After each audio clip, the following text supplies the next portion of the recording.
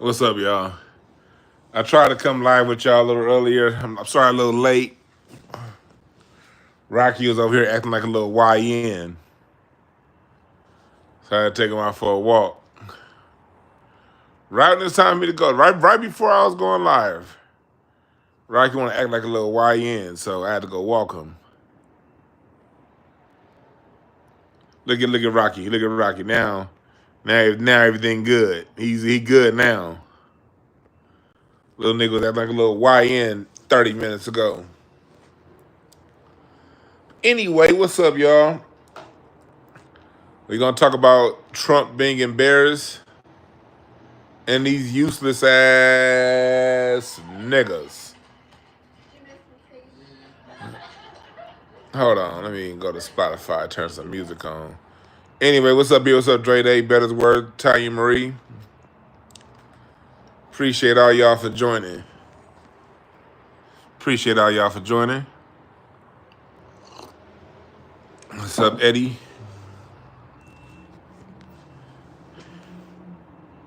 Let me see here. It's a new Terrence Martin album that's out right now. It's dope as hell.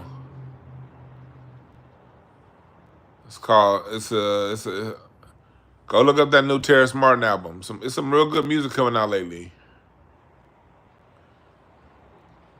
There we go. Turn that on right there. That's Brady Williams right there. That's all good, Rocky. I didn't mean to have the music that loud. Come on now, music, go down. I didn't mean the music be that goddamn loud. Like, give me a goddamn copyright strike. Here we go. Go down. There we go.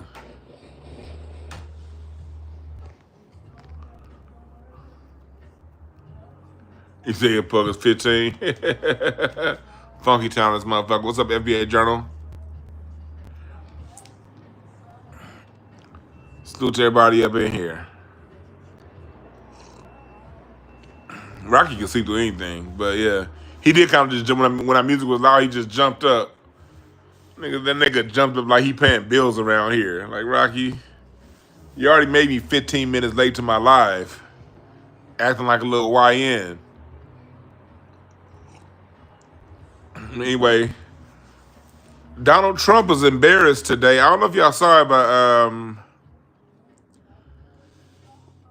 I was gonna talk about it last night, but me and my man Hassan got to edit in my documentary last night. So I'm trying to get this documentary to y'all, but it's just a two-person team right now. So we editing like crazy right now. So, but yeah, I was doing my documentary last night, editing that, so I couldn't talk to y'all. But Trump last night when we all went to bed was saying that there was a ceasefire between Iran and Israel. And no less than a minute or two later, you saw Israel, because it was a funny, the ceasefire was funny, like it wasn't immediate. They were saying that Iran needs to draw down within 6 hours and Israel within 12 hours. So it was like it was a ceasefire, but they gave the ceasefire extra time. And during that extra time, Israel dropped a shitload of bombs on Iran. And so Trump got mad. And this is let me play our video with Trump. If y'all didn't see, I'm gonna play the video of Trump, saying what he said to I call the Prime Minister of Israel. I call him Yahoo Chat because I ain't trying to get in trouble with the YouTube folks. But listen to what Trump has to say about Yahoo Chat and what's happening with Israel. Yeah, I do. They violated it, but Israel violated it too. Israel, as soon as we made the deal, they came out and they dropped a load of bombs, the likes of which I've never seen before. The biggest load that we've seen. I'm not happy with Israel. You know, when I say, okay, now you have 12 hours, you don't go out in the first hour and just drop everything you have on them. So I'm not happy with them. I'm not happy with Iran either. But I'm really unhappy if Israel's going out this morning because the one rocket that didn't land, that was shot, perhaps by mistake, that didn't land, I'm not happy about that. You know what? We basically have two countries that have been fighting so long and so hard that they don't know what the fuck they're doing. Do you understand that? Oh, oh, oh. You know, Lyndon Baines Johnson was known for being a cussing holic, but even Lyndon Baines Johnson didn't cuss on the White House lawn like that. Hey, Trump is mad. Trump is mad. We're going to talk about this, and then we're going to talk about the next subject after this. But I want to first cover this Trump thing because you saw him go over to Truth Social. You know, he had wrote this ceasefire now in effect, and then Israel dropped some bombs after that. He even put out a warning: Israel, do not drop those bombs. If you if you do, it's a major violation. Bring your pilots home. Trump is going. That language. I've never seen that level of language from a United States president towards Israel. Violation. That level of basically throwing out threats. And from my point of view, you know, you guys don't have to agree. But from my point of view, what I see here is sort of supporting what I said 2 days ago when I was here live. Trump is doing what he's told to do. He is not trying to start no wars. He do not want no fades. If he does anything, that's because it's those folks who really run the country wanted to get done. Trump is all about cutting deals. He ain't trying to start no wars. He ain't trying to be a part of no wars. And you see how after he dropped them bombs over Baghdad, how quickly Israel and Iran got back to the negotiating table. So as of now, there's a ceasefire. I have a feeling that we're in for more when the fall comes, but we'll see when the fall gets here. But as it looks as if we may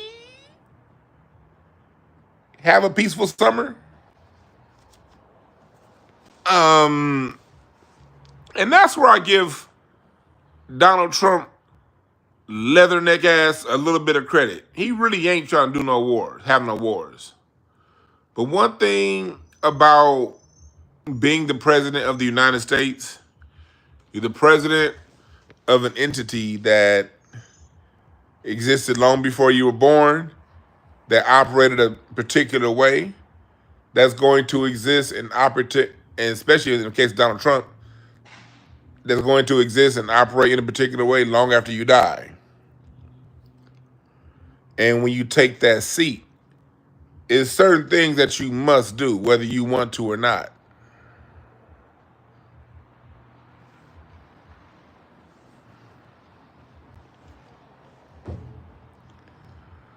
So there you have it. It's like, this is about to be very interesting. Donald Trump was embarrassed. Like, for him to cuss like that the way he did, that shows, in my opinion, that Trumpy boy was embarrassed. Trump did not like being, and plus, and why wouldn't he be? You know, he put himself out there like that, and Yahoo Chat, Yahoo Mail still wanted to, I'm gonna call him Yahoo Mail. Yahoo Mail still did what he did. Benjamin, not Yahoo Mail.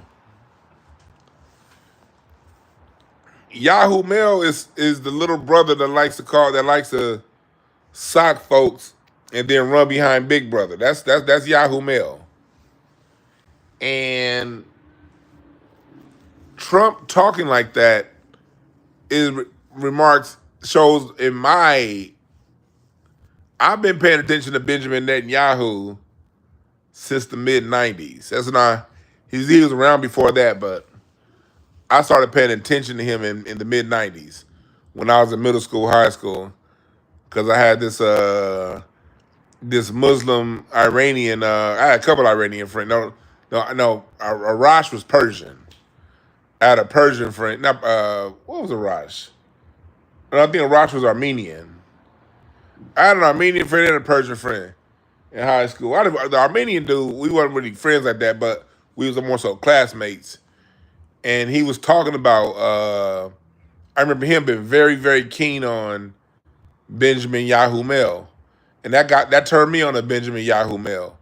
So by the time I got the internet in the mid '90s, and I got Yahoo Mail, I got to find out more about who Benjamin Yahoo Mail is. And Benjamin Yahoo Mail makes moves that are not to our interests.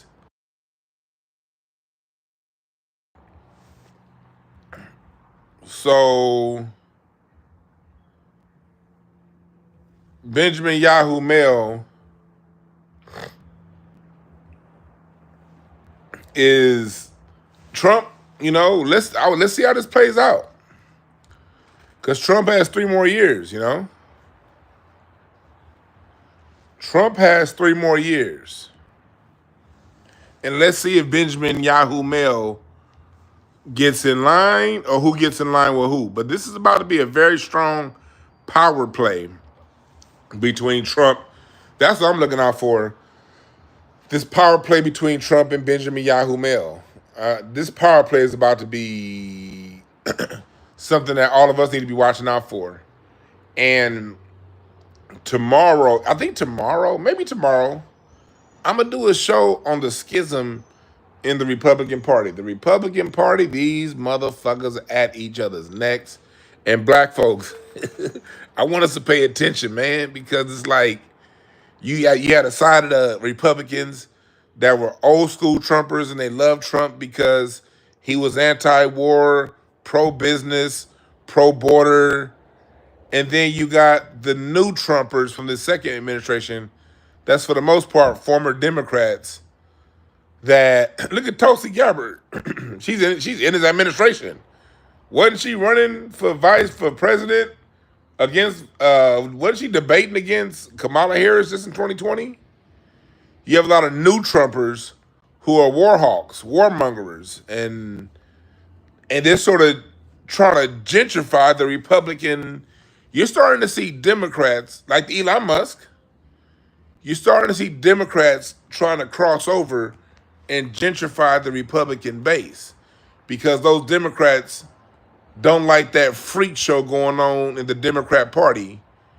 And because they don't like the freak show in the Democrat Party and they still are down with white supremacy, they're trying to hustle the Republican Party away from the old school genuine Trumpers and the old school Republicans. So I'm going to need everybody to pay close attention and laugh. I'm going to need people to laugh.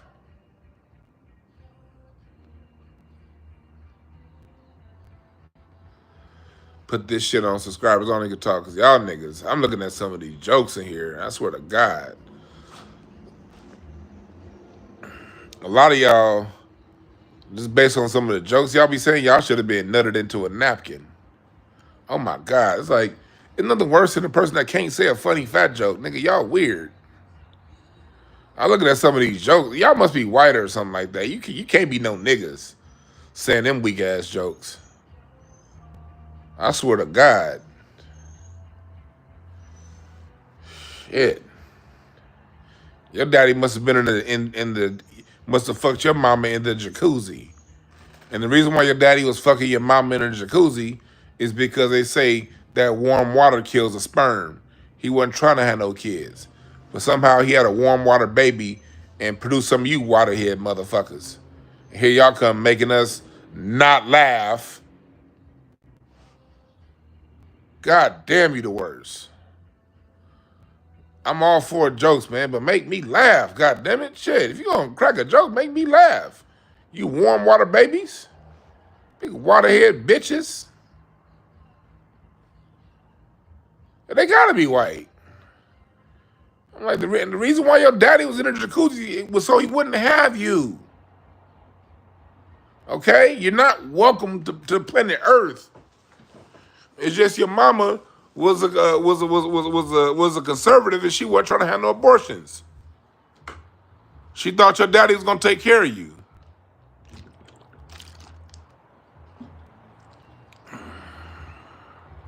It said your daddy raised a bitch.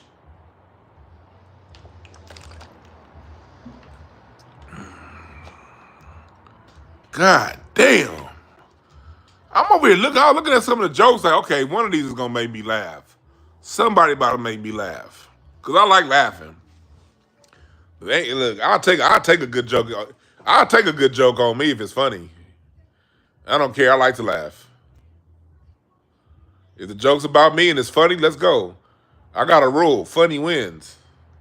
Whether it's about me, somebody I like, somebody I don't like, funny wins. You can clown my best friend. If it's funny, let's go. Shit. But you niggas can't say a funny fat joke. How? I see why you on the internet, because your dumb ass don't know how to fill out a resume. You couldn't fill out a resume with ChatGPT, you dumb fuck. Nigga, you have a resume builder and still get your own shit wrong. Because you a dumbass.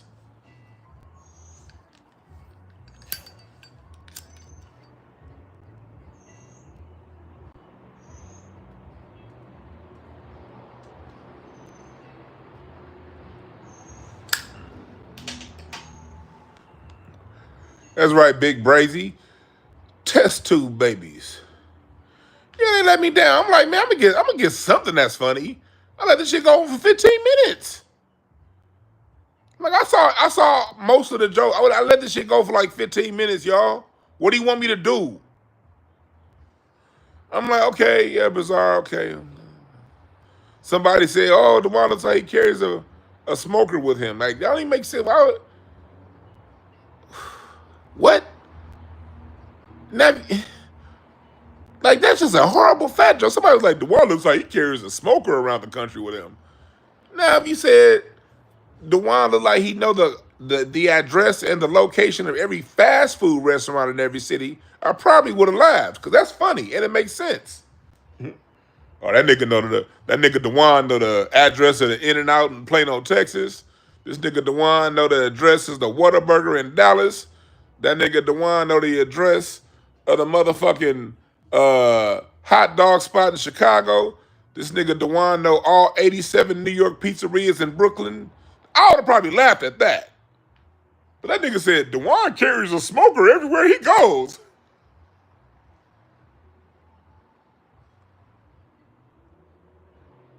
And you thought that was funny? Yeah, I wish I took a smoker everywhere I went. Shit. Nigga. What are you talking about? All right, there goes a chicken grease joke. Here comes the chicken grease cliche. And what's next? Okay, Dewan okay, dips it in chicken grease. What's next? I put lard on my blunt. That's the next one. Okay, I put lard on my blunt. Okay, what's the next one? I bet you my fat jokes are funnier than yours. Next, this nigga's gonna be like, this nigga Dewan put bacon in his cereal. No, that's funnier than anything you would have said.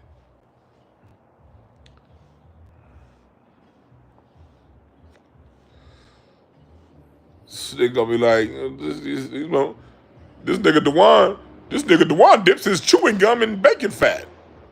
Okay, yeah, okay.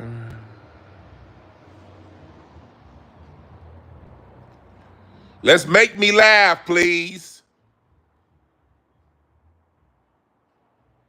All right, now let's get back to it. So now try again. But here's the thing. If my mods don't like your jokes, thank you, Black McBain. If my mods don't like your jokes, you're gonna get 5 minutes, okay? Don't give them more than 5 minutes, mods. If they have bad jokes, give them 5 minutes. Give them a chance to go and Google some jokes and maybe they'll spicing it up a little bit. So y'all gotta make my mods laugh. If you don't make my moms laugh, you got 5 minutes. All right? You ain't got to make me laugh. Make my moms laugh. My moms are honest. If my moms laugh, you can keep cracking jokes. Now, back to what we talking about. So, we'll monitor what happens with this whole Israel situation. But this is a long thing. This is an old war.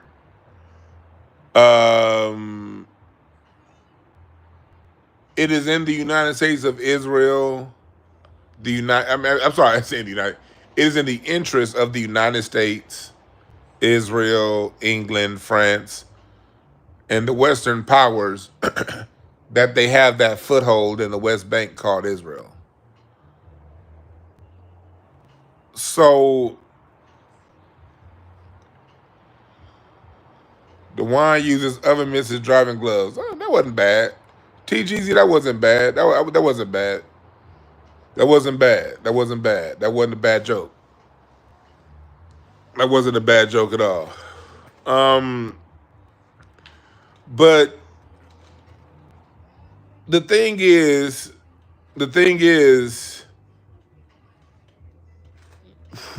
part of, we also have to remember this, in order for the United States to maintain the stranglehold that it has on the world, it needs allies and places in key positions around the planet. Because the United States, the whole Western world, is a gangster operation. White supremacy is a gangster operation, like Neely Furtatalis is a gangster system. And they need allies and footholds in strategic places around the planet.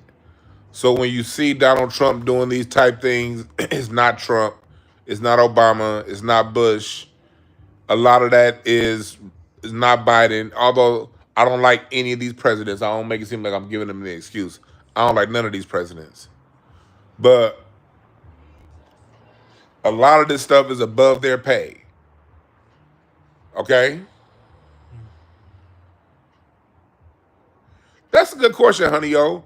Do you think some of this is AI propaganda? Possibly. Look, that's a great fucking question. I'm never going to say no to stuff like that because there's generally always a lot of fiction mixed in with the truth. We one thing we can guarantee y'all in the chat, we can promise that we're not getting the whole truth. That's the only thing we do know. We are getting a portion of the truth, and we also can guarantee we're not getting a complete lie. They never give a complete truth, and they never give whole lies either. It's always truth mixed in with lies. That's what gets you to buy it in. That's what gets you to buy into it. We're gonna lie, but we're gonna tell you enough of the truth so that it resonates with you, and then we're gonna flower that truth with lies, so you not quite know where to stand on something. Or better yet, we're going to flower the truth with lies that make you stand with the position we need you to stand as a nation. Remember, media is the propaganda arm of government. Media is always. Quick story before we get into the part about Boosie and Sauce Walker. When we talk about media, see, it's a lot safer, it's a lot cheaper, it's a lot smooth. Excuse me. It's a lot smoother when you control a population through their mind. It's something that we called when I was in one of my propaganda classes I took in college, and also in communication. We called it the unknown other. You take an other, a group of people that people may have heard of, may have seen walk down the street, may even work with them. but they don't know them. You know your group, but you don't know that group down the street like that. You take the unknown other and you create a story about that group of people. The best way to rally support and rally unity is to create an enemy. And the best enemy to create is the unknown other. Look up the unknown other. That's the best group to rally support around. And it's easier when that group has distinct identifiers that can show what you're visually that they're separate from you. So what they did, you got to realize, like this is how it worked. America started its propaganda. Everything America does with Iraq, with Iran, with anywhere else in the world, they start here on black people. Black Americans are the beta test. America's always figured out how to distribute its propaganda, its uneven justice by starting on black Americans. They tested with us and then they exported to the world. So what they did during Reconstruction and after Reconstruction with black Americans was they started to change the perception of us.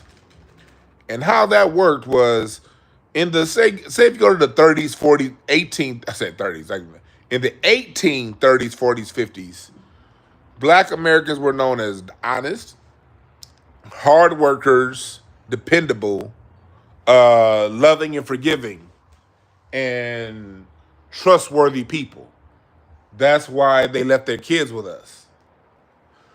Well, once we were free, they had to find a way, those plantation owners, those former plantation owners who lost the Civil War, but still got their plantations back in the 1860s and 70s, and the free whites up north, they had to create a system that kept the people who were poor, because the overwhelming majority of white people were poor. The overwhelming majority. Well, if those poor white folks and those poor black folks come together, then I can't keep my hustle up. This goes back to Bacon's Rebellion in the 1680s, okay? It started with Bacon's Rebellion. There was a Stoner Rebellion. And every 50 to 100 years, white Americans start to unite with black Americans, and the powers that be do something. They throw the white Americans a couple extra shekels to shit on us. They did that Bacon's Rebellion, Stoner Rebellion, all the different rebellions. Well, in the 1870s, 80s, it's time to do that again.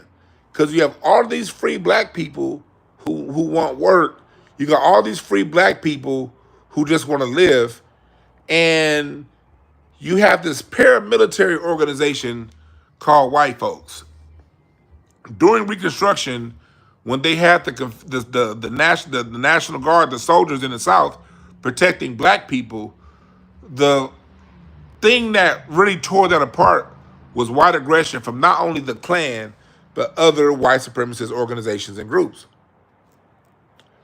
Groups that comprised of poor white people that thought that those black people were taking something from them. And the Klan was used as basically a paramilitary organization to keep the fight up against black Americans, which drove the North to say this is too expensive to keep protecting these folks. White folks in the North were like, yeah, they're dirty, they're not dependable, they're lazy. When you look at Reconstruction, they talk about corruption. If you ever take an American history course, they talk about Reconstruction, they're going to talk about the corruption that was Reconstruction, okay? And the reason why they talk about corruption is because there was over 1,500 black men elected to office, both federal, state, and local. Between federal, state, and local, there were over 1,500 black representatives elected all throughout the South. And so You gotta create a propaganda that makes this group of people hate that group of people. And then, so that stuff started to happen in the 1880s, 1890s, free black people being attacked because the media successfully created an unknown other. These were tactics that Germany, according to Joseph Goebbels, the minister of propaganda, these are tactics that the minister of propaganda, Joseph Goebbels, learned from the United States and employed on people of the Jewish faith in Germany in the years leading up to World War II. So America's perfected this type propaganda 140 years ago. So now we get to Iran and Iraq and what we're dealing with. That level of propaganda now gets distributed across the world. They're here to tell us that Iraq is some kind of terrorist place. If you, those of you who were around, I was in President One. If you was around in 9/11, that was my college years. 9/11. They were telling us, okay, weapons of mass destruction, weapons of mass destruction. Saddam Hussein is harming his people. You see video now. I saw a video of Saddam Hussein like like the week before he was taken, and the people were loving Saddam Hussein. But they were telling us in America that those people are under those unknown others. They hate America, but they also hate Saddam Hussein more. So we got to go and liberate those people. They told us that Afghanistan were harboring terrorists. They told us they just lied like a motherfucker to us.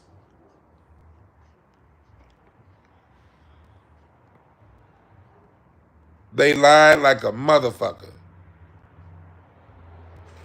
to us, on us, and about us, and about other people. The Gaddafi, yeah, Eddie Kane, Gaddafi. If we got 186 likes up in here, we need we got 160 likes. We got almost 500 people in here, man. We need at least goddamn 500 likes. So hit the like button, y'all. And make sure if you can't stay the whole time, come back and leave a comment after the video. Also, my music history course is starting for the kids July 6th. July 6th. Get enrolled right now at dewanb.com/courses. Click on the courses button and enroll in my music history course, focusing on instruments and things like that, all right? If you're on Patreon, you got a discount. Hit me up. Patreon folks, your discount was announced in Patreon, all right? And hit the like button. Yeah, guys, got a lot of music history already up on Patreon. We got more to come, okay? So, what's up, Howard Cooper, Rolando? So that's what it is with that. Now the next subject. Y'all got any questions before we flip over to what the fuck Boosie and these coon ass niggas is talking about? Any questions? And then we'll be able to go back and revisit because I will. Y'all know when I do this format on my phone, I read what y'all talking about. Bang said, "Why are we talking about Boosie?" I'm talking about him because I want to make a larger point. This goes into a larger point. You had you know me, Black McBang. I use these dumb rapper niggas as a canvas for a larger point. You dig? Yeah, hit the like button. But it's two things that happened this week. And no, I did not hoop at USC. Hell no, I wasn't that good. I hooped at Westchester High for a year, but not. One of the reasons why I stopped hooping at Westchester is because David Blumenthal that played at USC transferred over from Venice, and I was the point forward. Like, I'm not 6'8", nigga. I'm only 6'2". I can't be a 6'2" forward. But look at this right here. So let me see. Now Rocky right here. Rocky right here. Here's Rocky right here. Rocky was acting like a little YN earlier, so I had to walk him and start the live late. Rocky right here. Yeah. Yeah, he said Boosie's a paid symbol. So here we go. This is that Sauce Walker dude. This was people responding to that Mexican guy that OT Mexican dude talking about he gonna use the word nigga. And Sauce Walker talked about, policing the N word and says like black people saying we can't eat tacos, yada, and called it ignorance. Dumb shit. And then you had this cat right here, Boosie. But the white man ain't waiting in your bushes with a chopper. I just feel like African American is the worst race in the world because, first of all, we kill each other. People always talk about this racist stuff, but the white man ain't waiting in your bushes with a chopper. The white man ain't trying to take your rims off your car. No, he's not. The white man ain't doing all this wrong. We doing this to each other. I just feel like That's going back to what we were talking about. Right now, we in the fight for something big, for something good, and we as a people, we got to deal with that. It's very important that we always have a counter narrative. He said that we not waiting in the bushes. I mean, they not waiting in the bushes. Ask Medgar Evers, where was they waiting? Dodge said he's trying to be Paul Charleston White the second. Oh, the Sauce Walker from Honduras. I didn't know that, Brendan Turner. Thank you.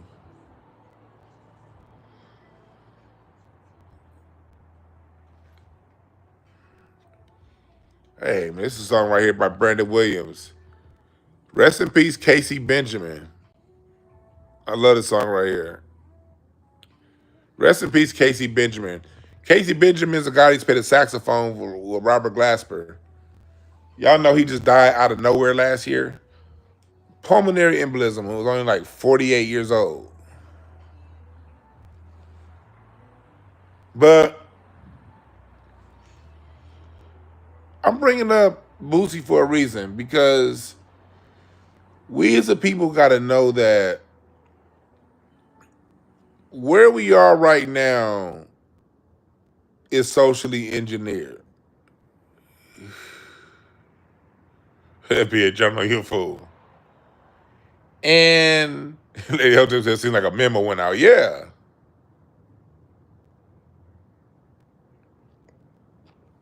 You say you think his dad's Honduran. Okay. Black man base said Nick Freeman don't fuck with his niggerish behavior. No, we don't.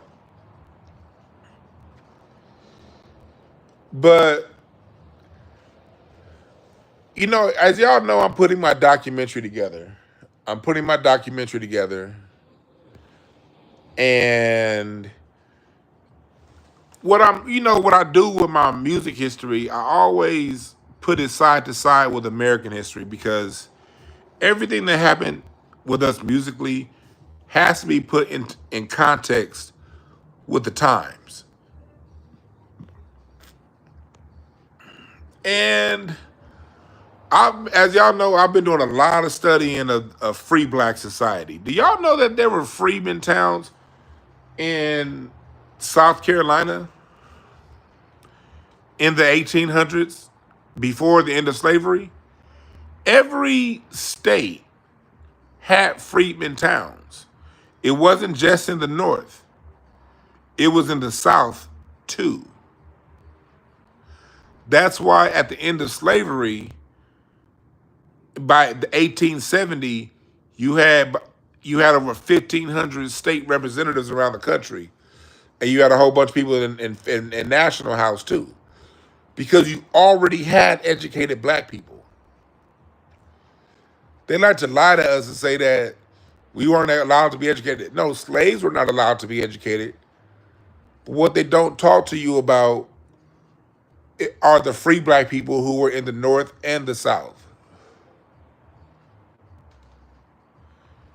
And I like using people like Boosie and Sauce Walker to have these conversations about the omission of our history.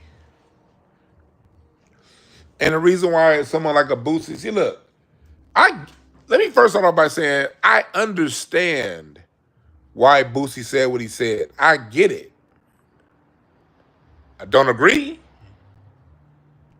but I get it. I don't agree, but I get it. It's because America has done a masterful job of not showing black greatness. And when they do show black greatness is selling 1 million records or winning a 2-time MVP or some basically surface level shit that really does nothing to move the needle. And if you go over the last 5 years, black greatness is George Floyd.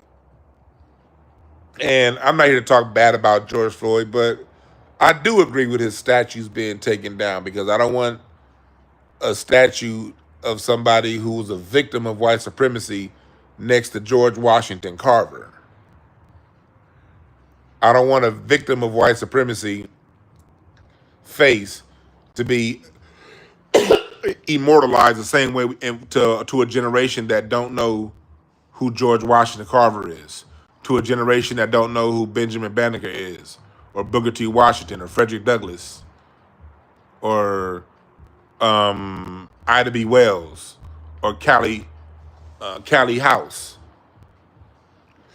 We got a generation that knows more about George Floyd than knows about Callie House. So black greatness is generally put next to mediocrity, really. When a white great person, when they look at this, the men who built America on the History Channel, Henry Ford, the people who built the Sears Tower, or the people, they built towers, they built companies that still control, J.P. Morgan. They're these powerful, powerful people. When they talk about white greatness, they don't talk about Tom Brady. That's for niggas and low-level white folks to argue about. Tom Brady you ain't never seen Tom Brady on the History Channel. They don't talk about Joe Montana and Larry Bird. No, they talk about people who built industry. Yeah, the Chrysler Building.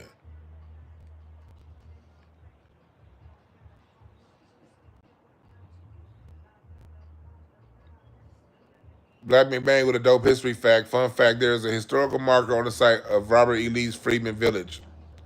What's on the site is what used to be America's largest freedman settlement, the Arlington National Cemetery. Yeah, like Central Park in New York. That was a freedman Seneca village.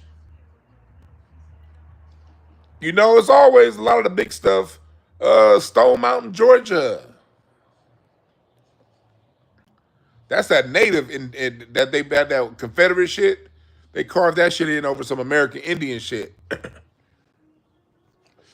But I digress.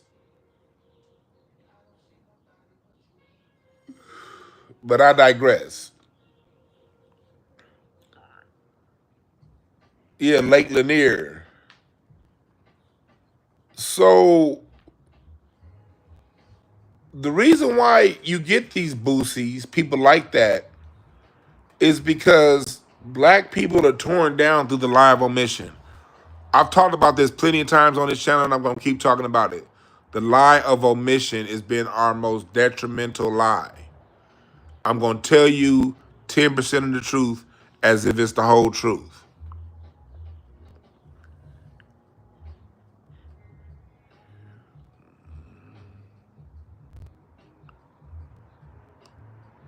Y'all feel me? They're going to tell you 10% of the truth. We're going to tell you you came from Africa. Yeah, about 380,000 came over a 200-year period. What about the other 10 million? You know? They'll tell you black culture starts in the South.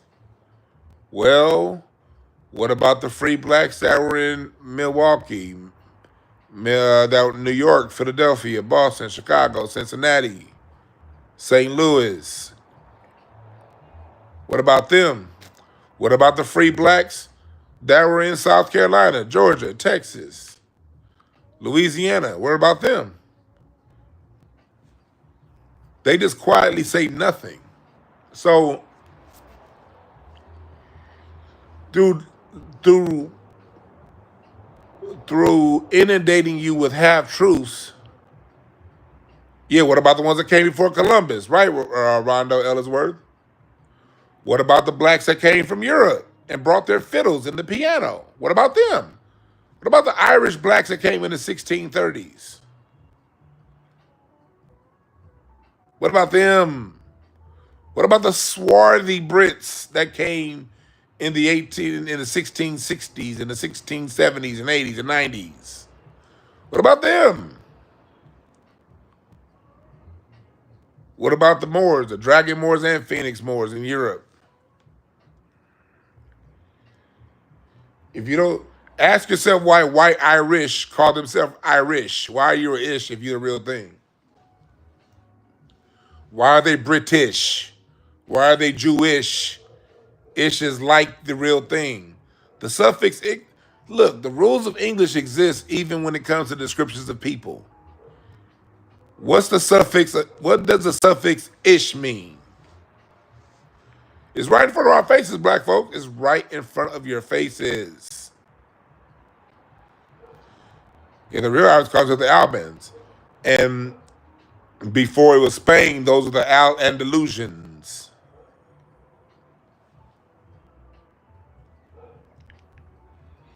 The Celtic, the Celtic people.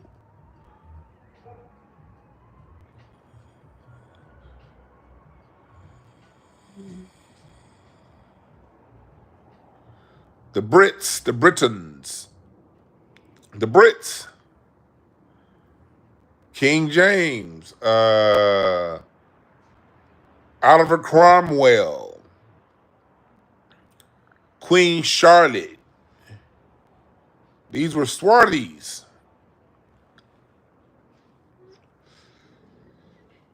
They're not going to tell you that shit didn't exist. They just won't tell you it ever existed. And good thing for us, there are libraries.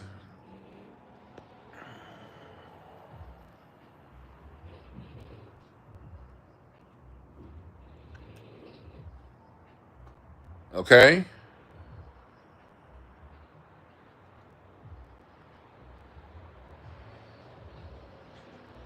That's very true, George. That's very true. They only tell you some of the truth. And then you go back to the movie Inception. That's what the movie Inception was about. Let's plant an idea in your mind. And from there, you're going to draw your own conclusion. You're going to feel as if you drew your own conclusion.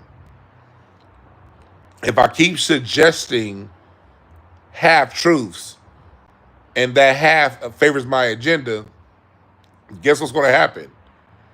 You're going to draw yourself to the conclusion of my suggestion.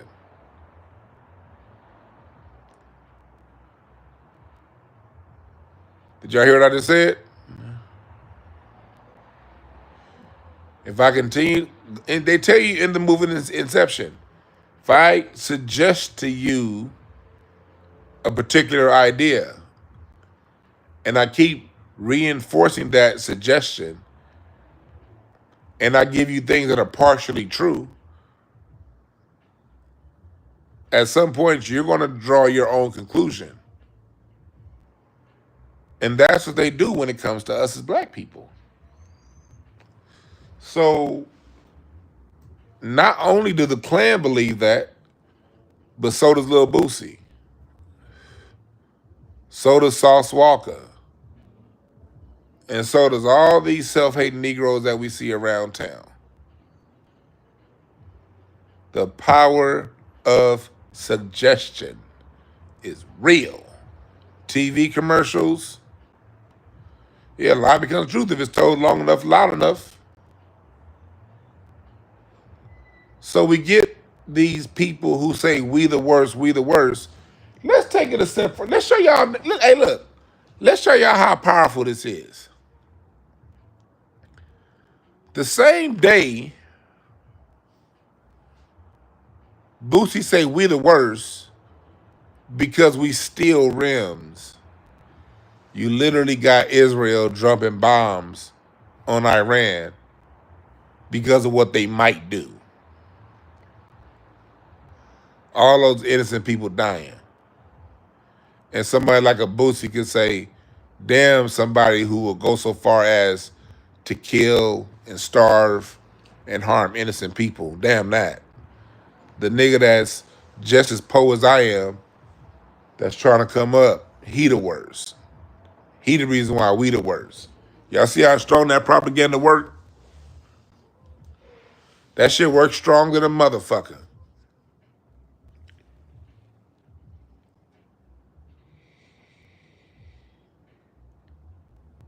Yeah, Bermuda. You talking about Bimini Road in Bermuda?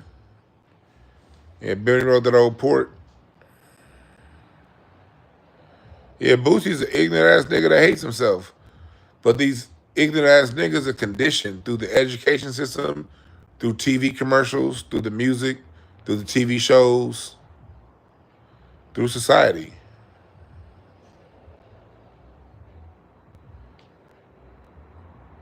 Yeah, you're asking a good point, Bill, to ask.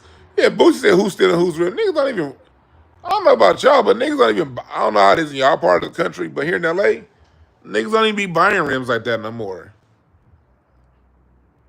Niggas ain't going around putting 20s on it. Niggas ain't putting sound systems in their car no more. This nigga using old 1991 anecdotal things that happened. And I'm sorry, I live in a black neighborhood. Been living in a black neighborhood my whole life. Black folks though, I don't see them stealing like now. Have I seen people stuff get stolen? Yeah. Has my shit got broken into? Yeah. But my car got broken into in a black neighborhood and in a white neighborhood. Hell, the first time I experienced a car being broken into was at the West Side Pavilion. If you're in LA, you know what the West Side Pavilion is, or what used to be the West Side Pavilion when that shit was open.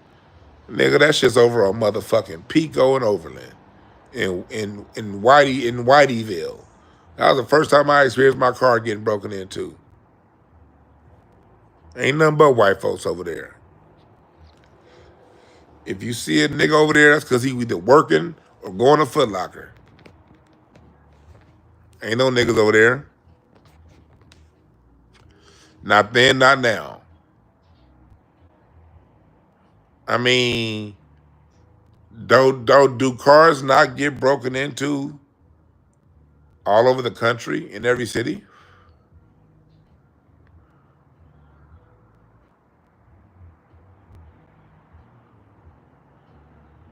Yeah, do cars not get broken into everywhere?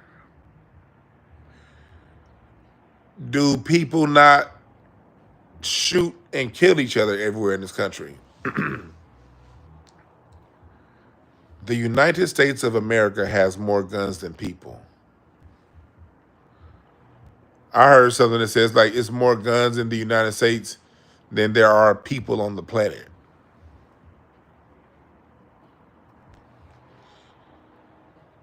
And I bring this up because it's a lot of youth, a lot of people that listen to Boosie has.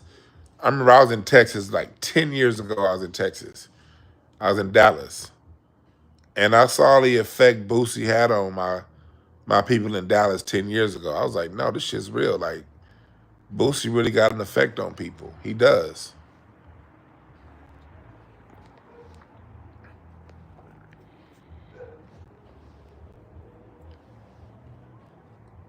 And the fact that Americans have more guns than people is another reason why other countries don't want to come start no ground war here in the United States of America. Nigga, the people got something to say about that. You ain't just fighting the military. But anyway,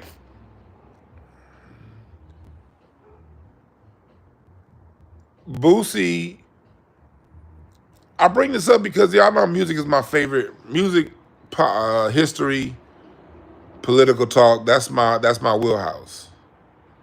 I have other basketball too, but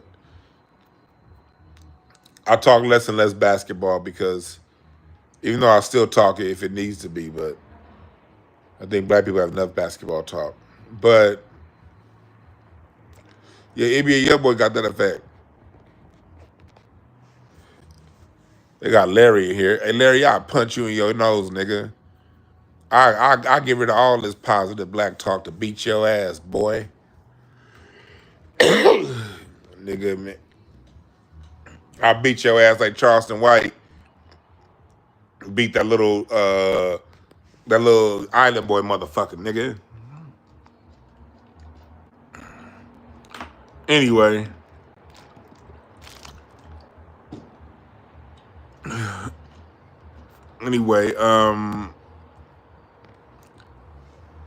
So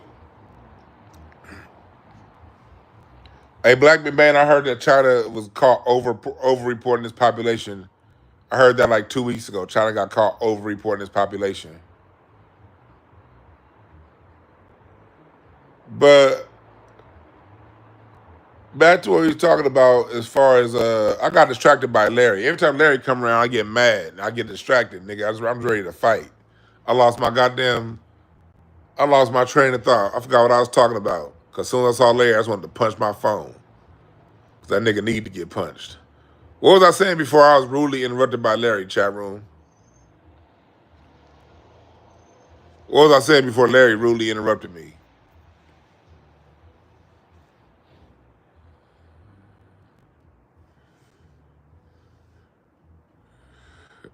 What was I saying? On time I want to see Larry's nose, there's blood coming out that motherfucker. I'm talking about China. Yeah, but yeah, nah, China was oh yeah, Boosie in Texas. That's what I'm talking about. Boosie in Texas. Yeah, China population, I heard that was being overreported. But back to about Boosie and his effect on people. That's what our musicians have, man. That's part of our magic. Let me tell y'all something. I appreciate all my faithful people here and all my new people here. When it comes to these Boosies, when it comes to these Fat Joes, when it comes to these and I say this unfortunately because I'm still disappointed when I see it. Chuck D, the way he been talking a lot lately. When I see our music people misinforming the people, I gotta say something. Because the music people, man, y'all the gods. I played the drums on a church level, on a local level, on a way to satisfy me. I never stuck with the drums long enough to satisfy the world. That wasn't my path. But I've been around enough of those people who have. And y'all magic, man. You a bass player, you a rapper, you a drummer, you a trumpet player, you a producer. God blessed you with some magic. You musicians are the controllers of the power of prayer. Okay? Musicians control the prayer because music is a prayer. They're the most powerful entities that we have. Our music is what... Oh, I had a book up here. Hold on. Oh, here it is right here. I'll tell y'all about this book. I forgot. I saw it the other day. I forgot I had it in. I couldn't find it till just now. This book right here, The Creation of the Media, by Paul Starr. In this book, it talks about how Black American music was used is and was used as American diplomacy. The reason why you see musicians and comedians travel the world on behalf of the United States is because our music has an effect and it makes people like this country. Our music is a major reason why America can get away with so much of its bullshit because people just like us because of our sound.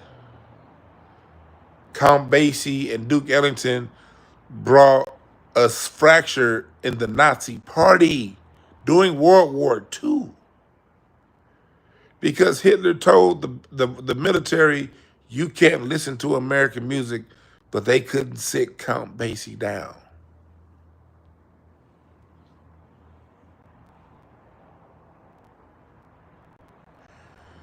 Music is such a precious tool. And when you got these masters of music, and I'm going to call Boosie is a master of music. Anybody who can get people to love them like that, even a Drake, they're masters of music. I talk about what I talk about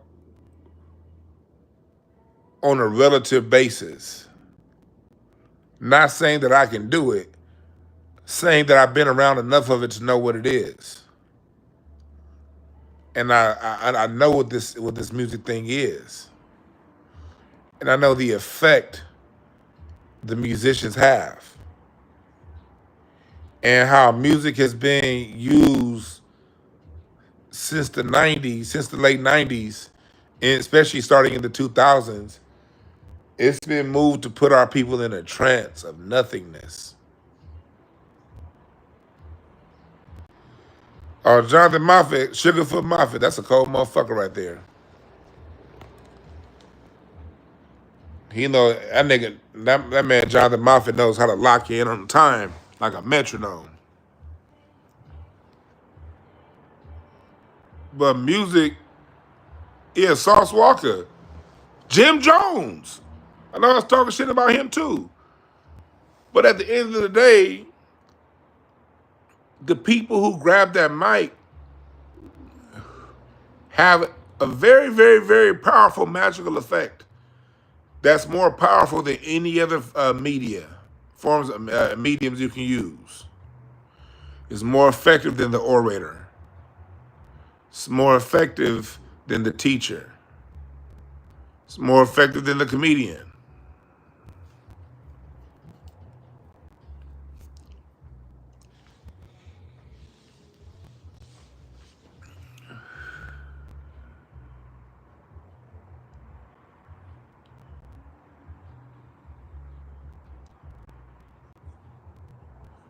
And when we do things, it has an effect.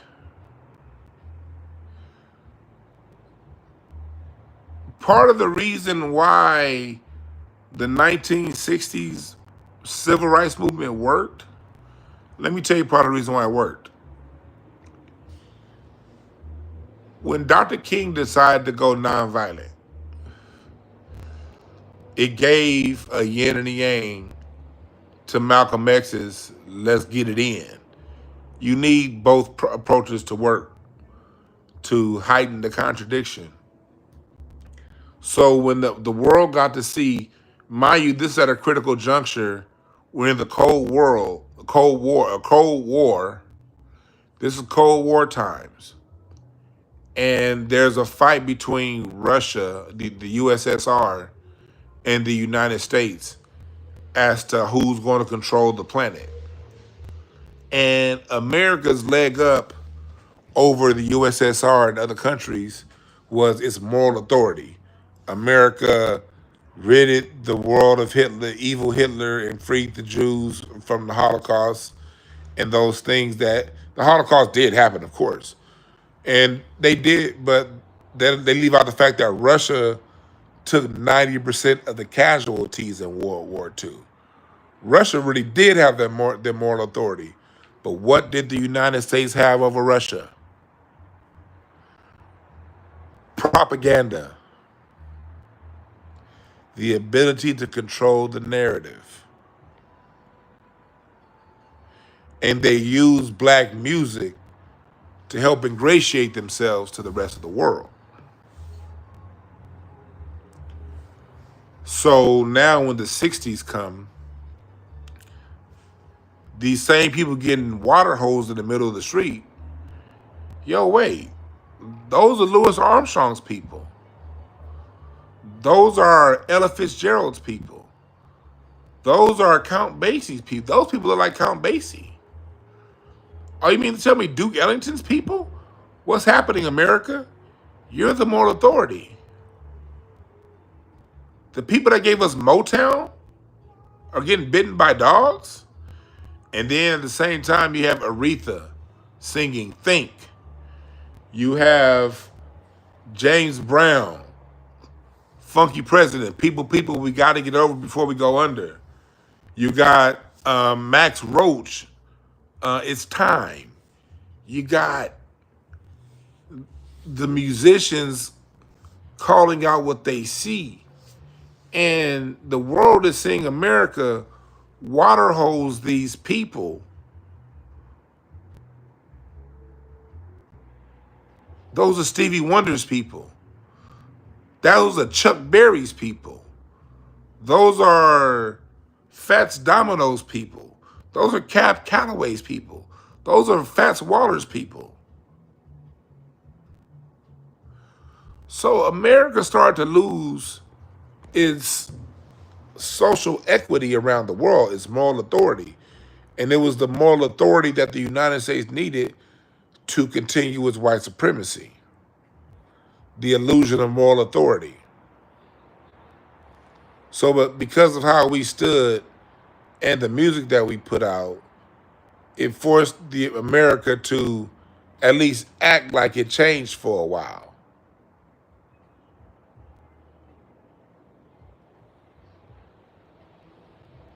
So what they've done was they've degraded modern black culture to where now the speakers go from Paul Robeson to Boosie.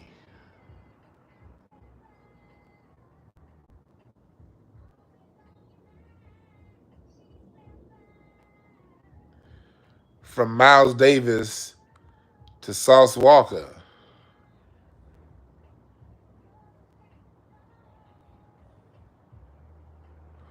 Yeah, Curtis Mayfield, if it's a Hell Below, that's a dope ass song. And the images of us is the blue-haired ratchet. You know, the male thought, the do-rag on, the Boosie.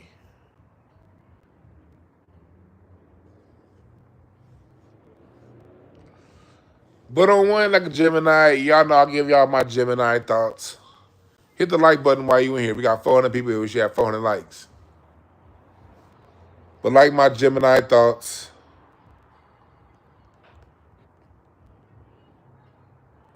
Boxing Logic United says music is muse. The word itself means inspire, right?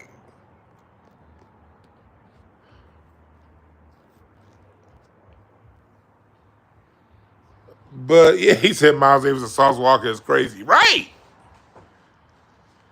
Not to say that everybody was like ultra clean, but like the blues guys, okay. Like we go from Muddy Waters and Bo Diddley to Busta Rhymes.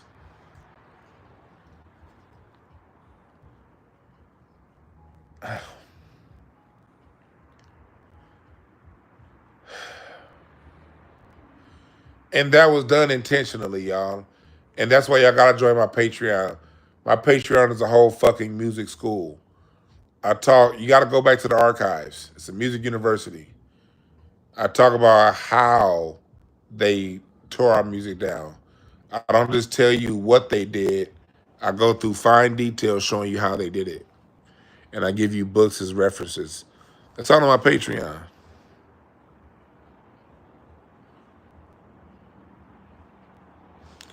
Yeah, Bo Diddley to Kevin Gates. Right. This song I was just talking about.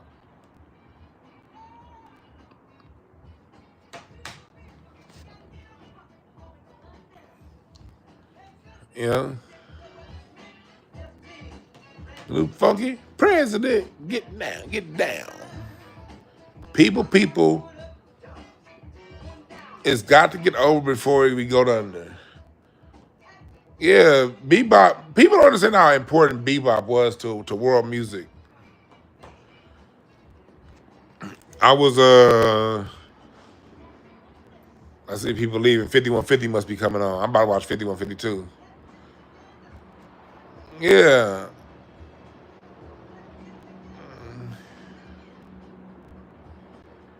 Who's seeking answers?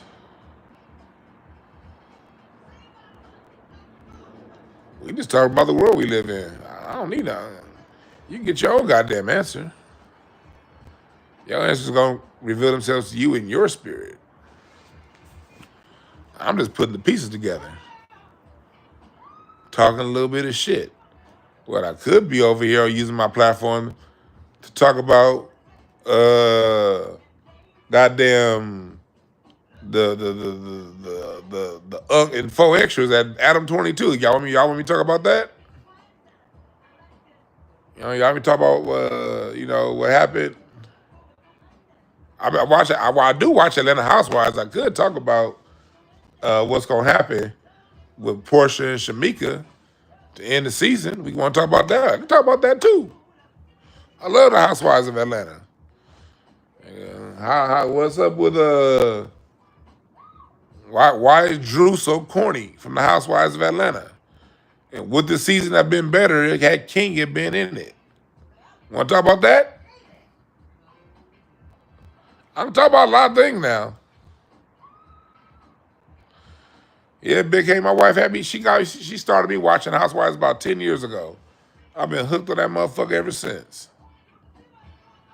You want to talk about what would have happened if Candy been on this season?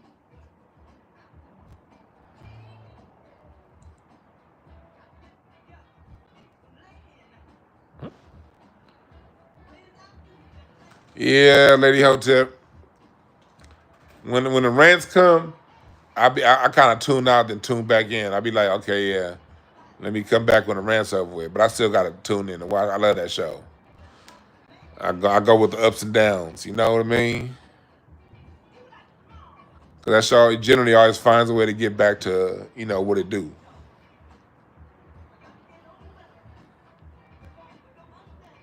Yeah.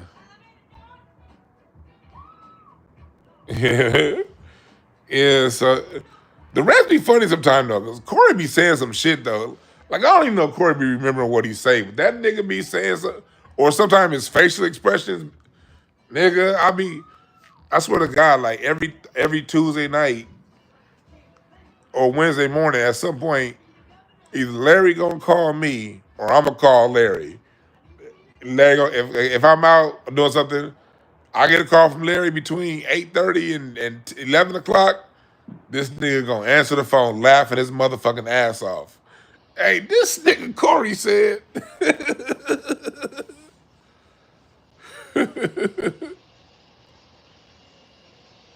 Yeah. All right, Scotty, too. How do you have a good one? Yeah. But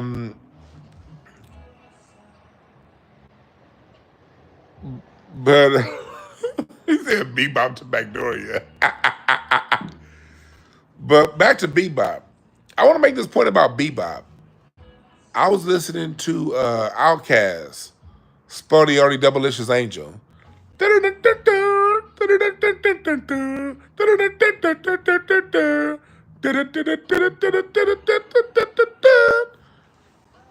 I that song, there was it. That horn lick is similar to one of them Jamaican songs. Look at Rocky. Hey, Rocky. Rocky shaking so cute. Rocky. That nigga Rocky over here. Just woke up from his nap. Come on, Rocky. Y'all see that nigga shake? And when he shake his head, his whole body shake.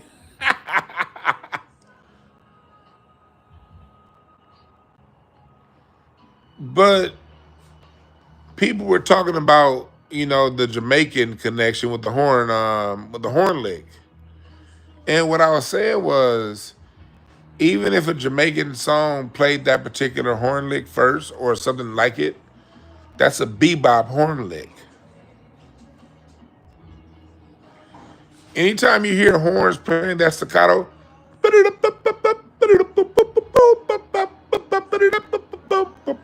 that's bebop. See, we can trace the history of the horn. It's very easy. It's not that old. In recorded history, when you listen to world music, the horn. And I made this point in one of my shows on my Patreon.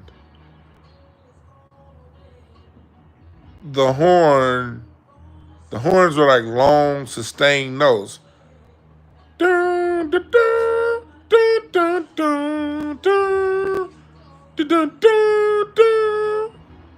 Bebop took it from them longer, sustained notes to that same phrase, bebop.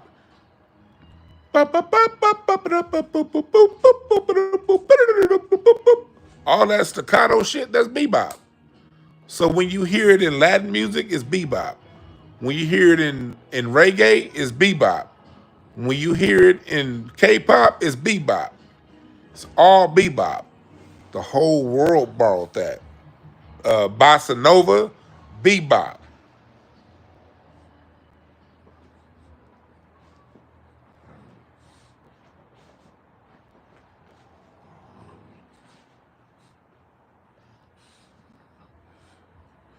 Rocky, you good?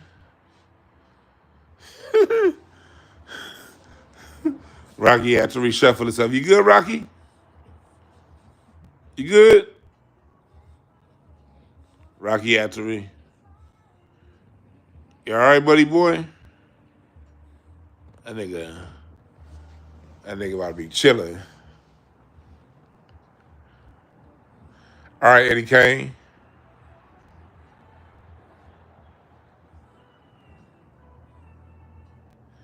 Yeah, staccato syncopation, you're right.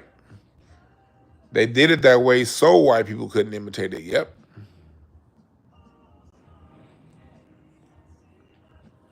He said, Japan do bossa nova better than Brazil.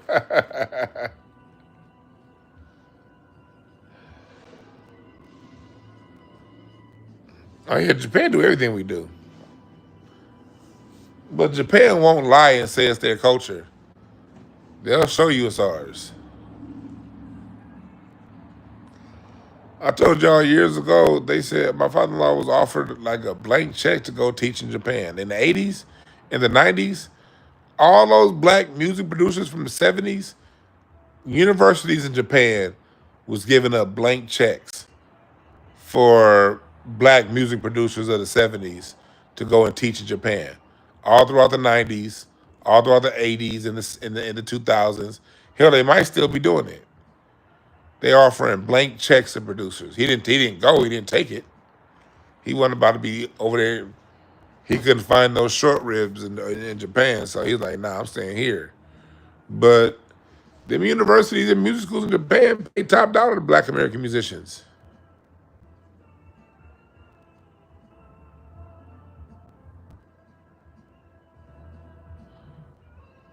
That nigga said turkey neck egg rolls. Yeah, I'm not mad at Japanese, And I'm not mad at anybody that does our music. It's good. Why wouldn't you do our music? It's fucking awesome. Why wouldn't you? Only thing is we gotta demand the respect, and we can't We got to make sure we create the people like Boosie and Sauce Walker. These are the musicians. We got to create counter narratives to these people that talk like that. We got to always have a counter narrative. We can't allow that shit to be said and it just go unchecked, even if only 3% of us is out here checking it. You got to say something. Narrative is very important. Narrative is more powerful than a bomb. The last time they bombed us in Black America was 1986 move bombings. They don't burn our towns down anymore. They do what Boosie is right. We are robbing each other. We are shooting each other. And that's socially engineered behavior. Social engineering is real. Social engineering is real. Let me give you a statistic that blow your mind.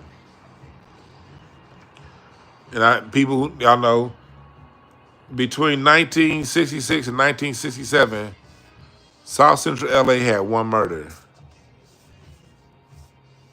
After the riots, late 66, actually through 68, there was like one murder in 18 months in LA. Why?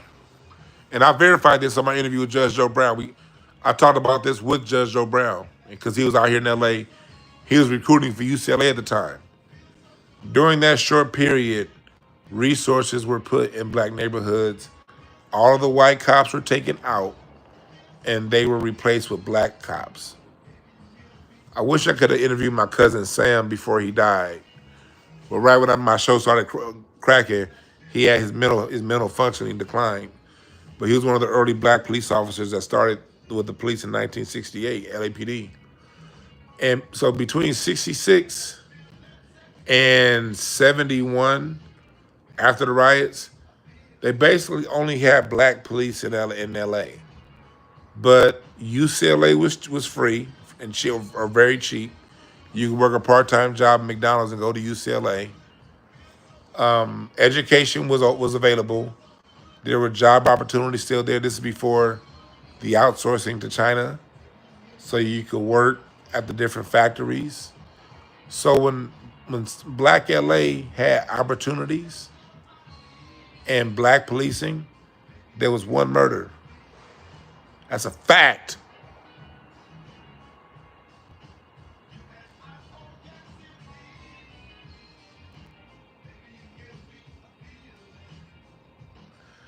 What happened? They created the war on drugs, who Nixon's advisor himself, Atwater, said that was really a war on black people and hippies. They created the war on drugs, and then in 1971, they slowly started reintroducing white police officers to black neighborhoods. When there were only black people, black police officers patrolling South Central LA, there was an 18-month period with no murders.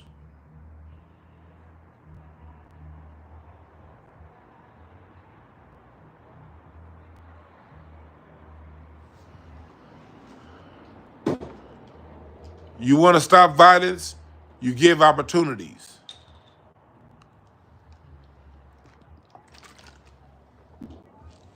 I saw it myself, shit.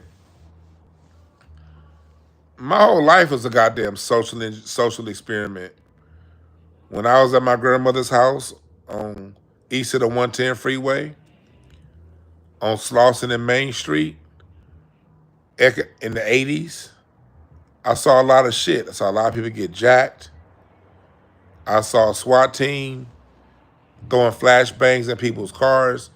The ghetto bird was over our house. Anytime I spent the night at my grandmother's house, that ghetto bird would be over at least once a night, but usually sometimes on Friday night, 2 or 3 times a night, shining that bright ass light. That's why I always push back East Coast niggas, not them talking New York niggas that talk about NWA. Y'all don't know what the fuck we was dealing with out here. That's why I be like, y'all niggas need to stand down. With them tall ass towers, y'all know what it's like to have a helicopter buzzing over your house for an hour and a half at 1:30 a.m.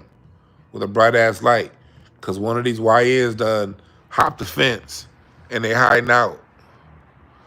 So now you got a helicopter over your head, and then at 3 in the morning you're hearing, "Come out. We see you behind the shed. Come out with your hands up." Y'all don't know what it's like to grow up and see a fucking tank plow through Miss Johnson's house across the street.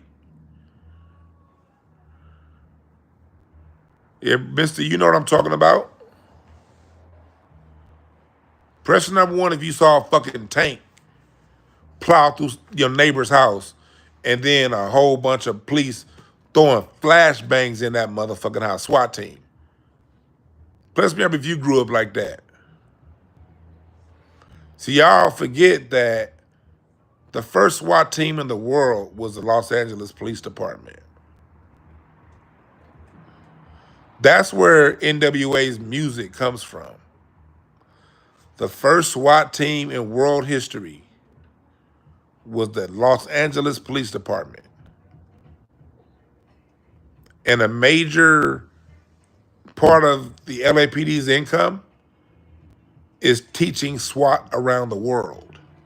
If you have a SWAT team in your city, LA niggas was the beta test, okay? And that's where NWA comes from. Seeing that shit. That nigga said no limit logos all up in the house.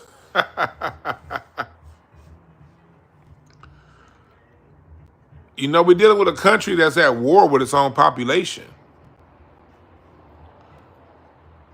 Created and brought drugs in the same cities you took jobs away from.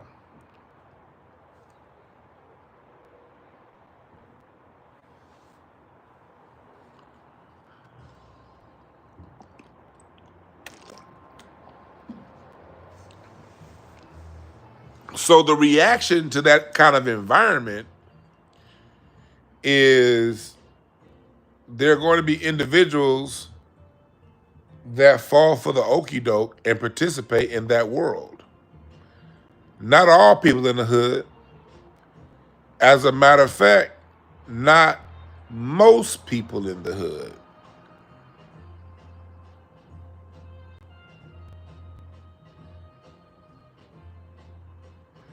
As a matter of fact, not 95% of the people in the hood. But 5% of the people in the hood are going to be dickheads. Just like 5% of the people in the community is going to be dickheads. But ours are really socially engineered through lack of opportunity. If you take away opportunity and give them drugs, see, look, if you grew up in the 80s, think about this. In the 80s, I remember at my elementary school, there was this white Lamborghini. Every time during recess, this white Lamborghini would turn off King Boulevard, make a right on Coliseum, and drive past and go, and rev his engine and drive past our school every day at recess. The drug dealers had bread. Nigga, the drug dealers, man, them motherfuckers was driving Lamborghinis. My dad, cause my dad used to do a little whooping and wamping before I was born. My dad always told me the first time he ever drove in a Rolls Royce, he was in Tootie Reese's Rolls Royce. Tootie Reese's, if y'all saw, I don't know, it was one of Tariq's documentaries. It was either Hidden Colors 5, it may have been Hidden Colors 5. Tariq, they talked about Tootie Reese. And my dad, the first time he was in a Rolls Royce, he was in Tootie Reese's Rolls Royce, driving down Vernon.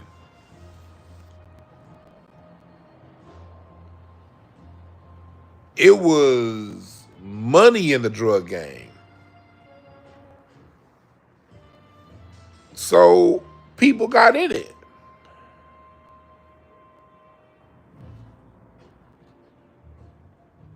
And And people jumped in the game. And when you jump into illegal activities, what's going to happen? Street justice. When when you in a world of hungry people, and we live in a world of needs and takes. So if you're in a world of hungry people and you shining, somebody's going to take. That's the world. That's business. Hell, nigga, that's business on the highest level if you think about it. Think about venture capitalism. Think about what Mitt Romney's company used to do. Oh shit, KB Toys. Oh, y'all in debt? Oh, we got something for you. Come and take a company. I'm gonna give you a little bit of money. You struggling? Here's a little bit of money. You struggling? And venture capitalists come and be like, here, take this money. The minute you take that money, they load your company up with debts, fees on top of fees and equity. So now what you thought was gonna be a 25% equity deal, now when you put all these goddamn fees on top, you're gonna have to make triple what you made before you brought these motherfuckers on to get them off your back. And Mitt Romney and his company, Bain Capital, said, yeah, KB Toys should still be here till this day. But it was a gangster ass company. It was like, nah, I want that. Yeah, now you out of business. You mine now. Circuit City. A lot of the companies that we love from the 80s and the 90s literally got taken out because it was another company that was a big boy on the block said, give me your shit. And they took it. And that's why we don't have that many options as far as grocery stores and department stores. Because in the 80s and 90s, it was white boys flexing on each other and taking their shit. And you talk about a nigga taking some rims.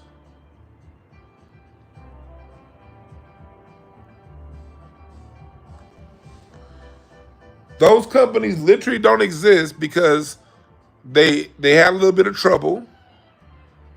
And like how the drug dealer do, I'm gonna give you a little bit. Now I'm gonna put you on a block. But the minute you come up short, I'm taking you out, Smokey. That's what happened. They got a little bit of trouble. Bain Capital said, I'll give you a little bit of money. But you gotta walk that trap for me though. And every third of the month, this is what you owe me. Every third. Not the 4th, not the 7th, not the 15th. The 3rd. And you like, damn, but all these fees, where did $200 million in fees come from? You don't worry about that. I need my money on the 3rd. The minute you don't pay on the 3rd, your company mine, bitch. And that's the reason why we don't have KB Toys.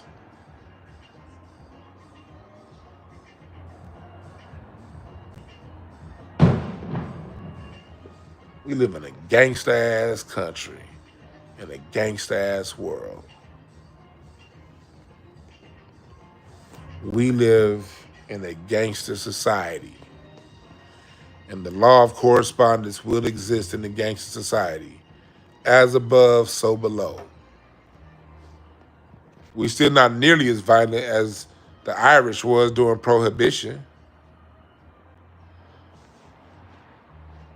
When they had Prohibition during and let's even talk about why they even needed Prohibition. They needed Prohibition because white America couldn't handle its liquor and work.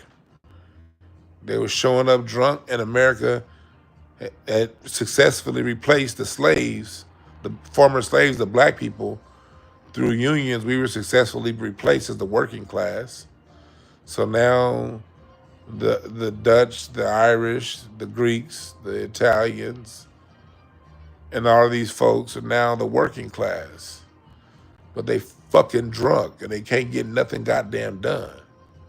So what did America, they shooting and killing each other all day.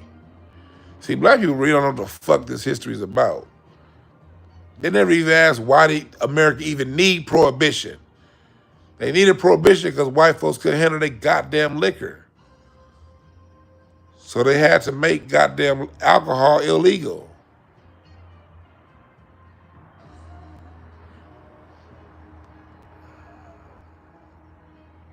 Then during the Depression,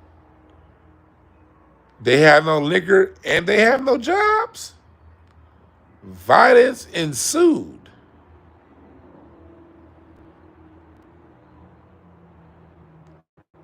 I said that to say when people have no opportunity, an underground economy, and libations that take them out of their regular mind, violence will ensue. White, black, Asian, don't matter.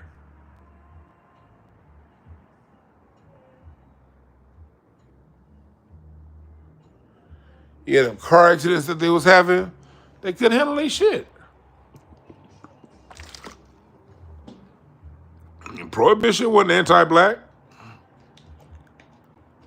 We wasn't the problem.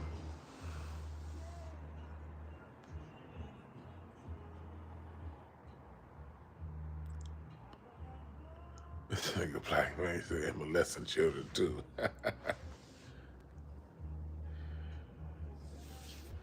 Man, I'm about to get. I'm still here.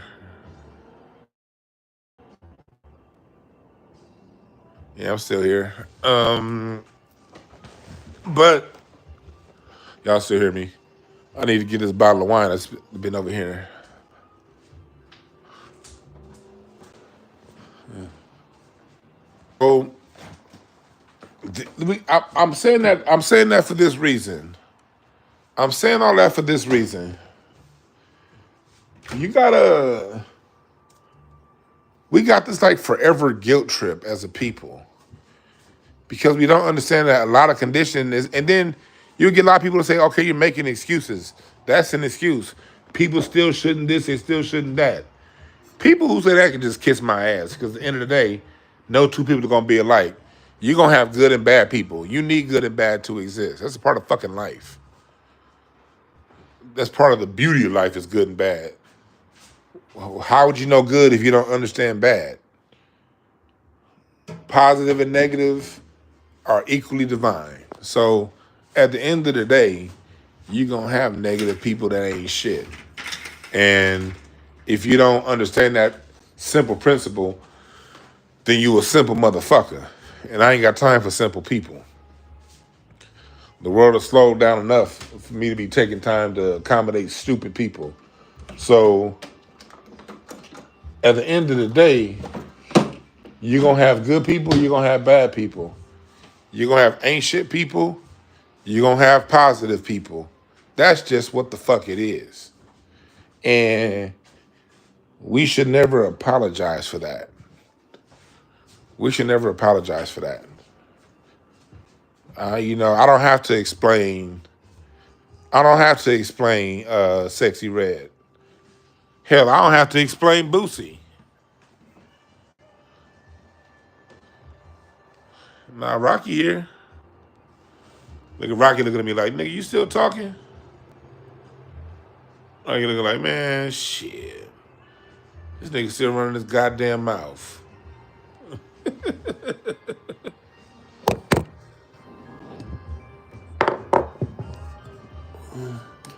So,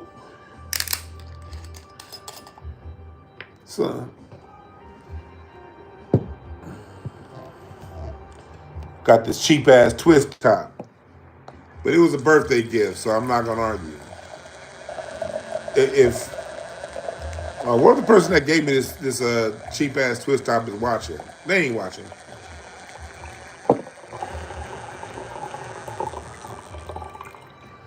You see me with a fucking twist top, man, somebody else bought that motherfucker.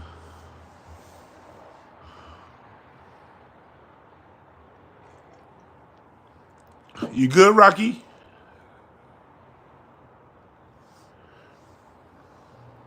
Rocky over there chilling.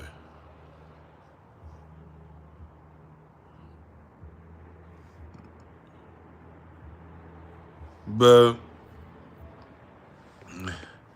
yeah, Rocky awake. I know you awake, Rocky. See, like, anytime his ears are up like that, he awake. Nosy ass nigga listening to everything. Rocky, you nosy as hell.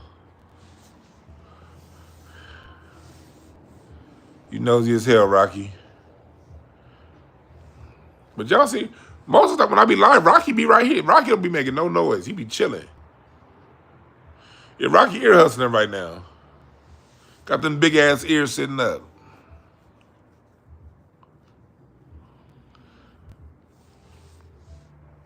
Yeah. But that's all I gotta say about that whole Boosie situation. Like, at the end of the day, the situation of people like him and Sauce Walker, send Boosie Too Shorts to ghetto, right? It's very, they exist because of the social engineering, but we gotta create a counter narrative. I don't have any personal issues with the man or Sauce Walker or anybody. I don't have personal issues with nobody. This just like when these type situations become the news, it's upon us to share and talk about it.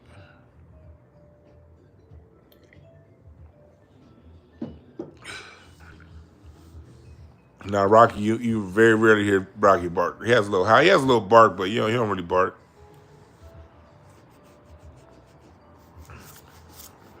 He don't really bark. A nigga snore though. Shit.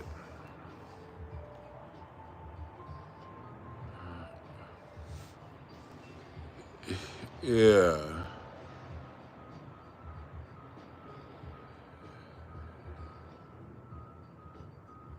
Yeah, no, you're right. That's a good point, Renard. He said no OG pioneers checking people like Boosie. Yeah. It's that the OG pioneers, them niggas is off in their own goddamn world, man. The OG pioneers are in their own world, man.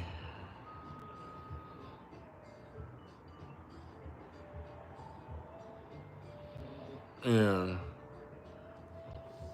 So when people saying what I'm saying is an excuse, it's not a fucking excuse. It's just what it is. And I'm not going to allow a minority of knuckleheads to be the face of my people.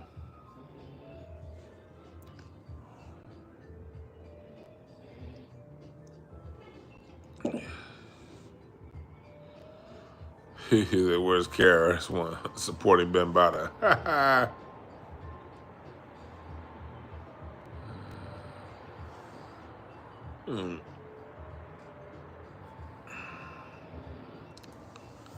Yeah, I'm gonna.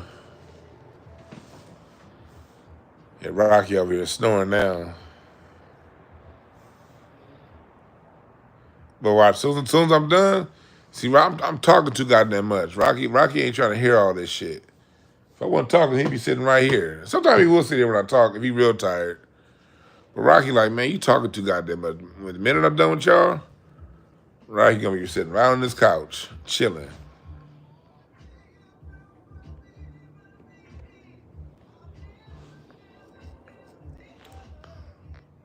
Y'all got any questions?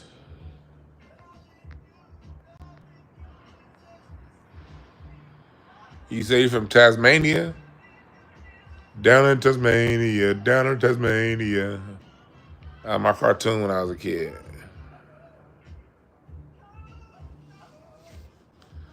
That was my shit when I was a kid.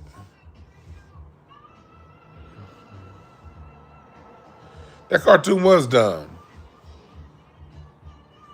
It came on right before Animaniacs. See, Animaniacs was the main cartoon, but that Tasmanian Devil show was the one that came on right before Animaniacs. We're Animaniacs. That is cute and whack goes whack. While Bill Clinton plays the sax, we're Animani, totally insane. Animaniacs. What's the connection with Jamaica and Ireland? Well, you gotta realize a lot of your Jamaican population is Irish. They were kicked out of Ireland. Before, more people that kicked out of Ireland went to Jamaica than came to the United States. That's where Jamaica got its European instruments from. They got them from Ireland. And there's a particular connection between Jamaica and Ireland because they are a lot of them really are Irish, the original Celts. But that's Jamaicans' history to figure out. They have Africans too, but they most definitely got a whole bunch of black Irish that went to Jamaica. It's a major part of establishing Jamaica.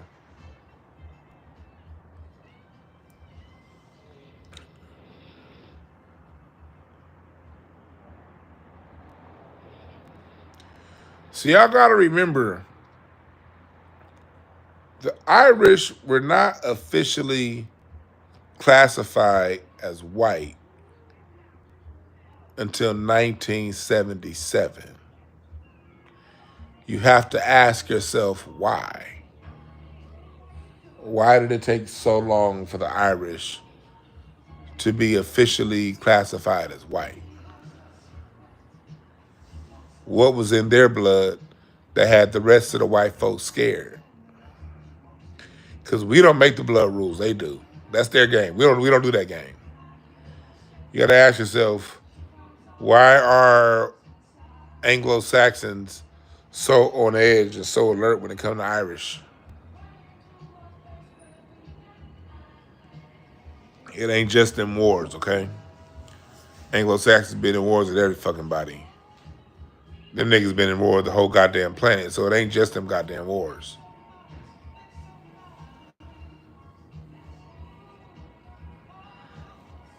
Yeah, Mad Max was Donald Trump.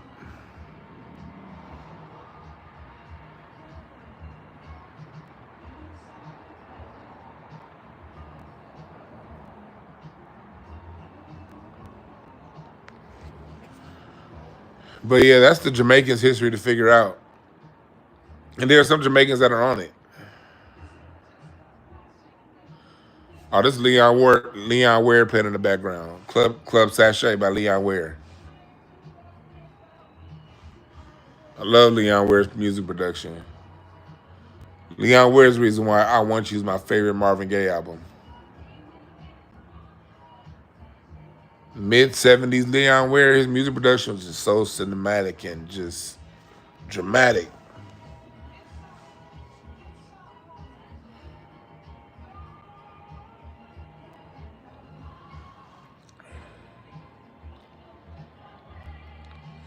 I saw that on the whole KFC thing.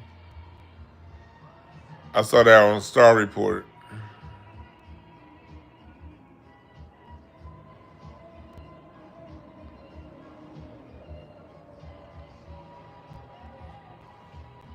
Yeah.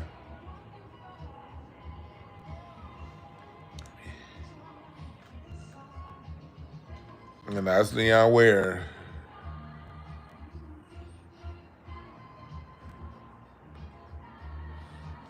Like, we gotta understand that, like, go back to the whole Donald Trump situation. Presidents do not run this country. They don't.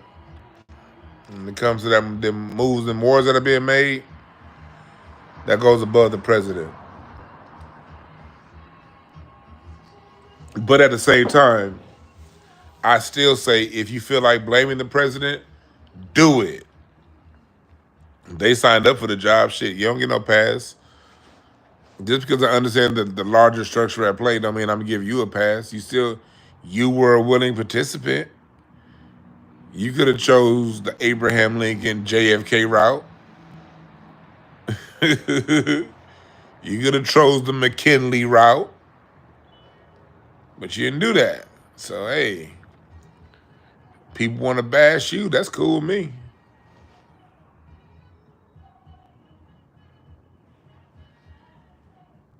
Yeah, I don't call myself no African American.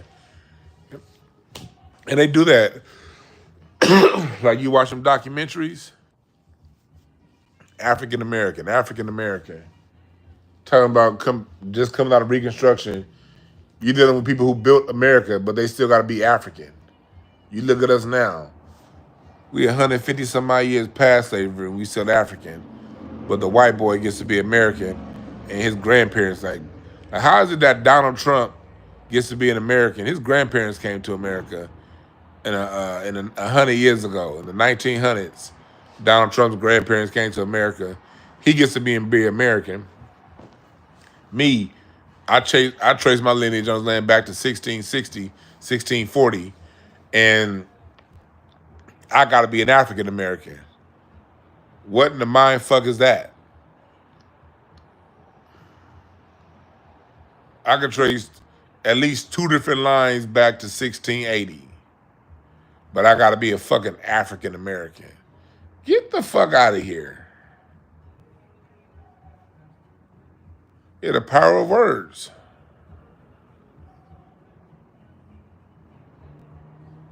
The fuck out of here. Like, every single one of I could trace all of my bloodlines back to at least during the time of slavery here in America. And I still got to call myself African American. And kiss my black ass.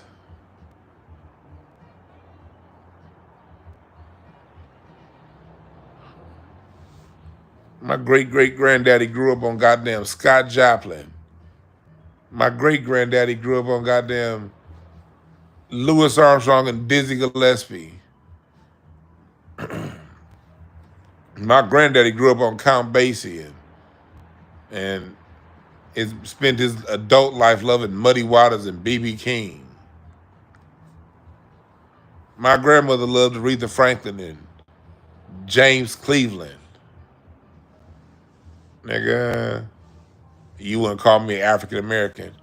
Nigga, James, there wasn't no African singing Peace Be Still, nigga. My grandmother had me listening to This Too Shall Pass. Whether you got hot, that I went to the doctor and he talked about my blood pressure in the choir. This too will pass. And he said, I don't care if I got high blood pressure, low blood, or no blood at all. This too will pass. This too will pass. Nigga, I remember sitting in the back seat with my sister and we was laughing our ass off. Like, damn, I wish grandmama turned from this, man. Shit, my grandmother raised me on the Clark sisters, nigga. And I know goddamn African do do do do do do do do do do do. No disrespect to the African do do do do do do do do. That got its own place. But my grandmother, nigga, when I was a kid growing up, she'd be in the car playing You Made My Way, do do do do. You get them everything. You brought the sunshine. You brought the sunshine in my life. Nigga, that's what was playing when I was a kid. You were the lifeline. Nigga, you made my way. Do, do, do, do. Do, do. You do every day. Nigga, why the fuck I gotta be African when my grandmama raised me on James Cleveland? Nigga named Cleveland had a church in L.A., not Botswana. No disrespect to Botswana.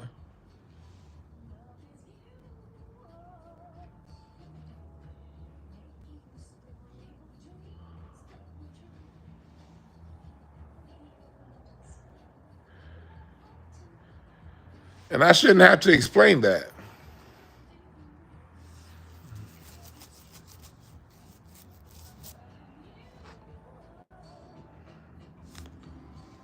Oh, listen to something. Oh, yeah. Come on, Minnie. This is what my daddy grew up on. My daddy's stories about that song was riding in his 71 Riviera. My dad's low riding car he said he had a 71 Riviera. That song was produced by Stevie Wonder, nigga. Not Hugh Masekela. That was That was produced by Stevie. My daddy was in a 71 Riviera, low riding to that shit.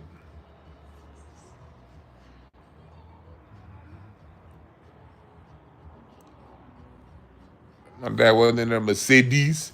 See, African, like especially like Nigerians, they love Mercedes and shit. I love my African brothers, man. African Nigerians come to America, nigga. I went to Mercedes. Them niggas would be in a '96 S class. Y'all be seeing that shit? Africans be rolling around. Them niggas that have a tuxedo shirt, stonewashed jeans, and some mandals on. No lotion on their ankles.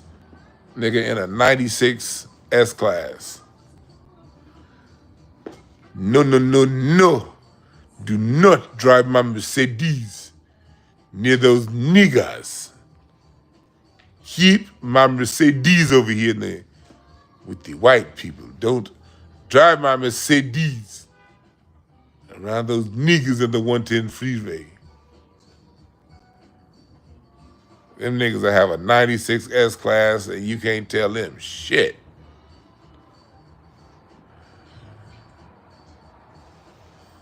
Them niggas that have a 2008 E class, like, nigga, what? It's a 2000.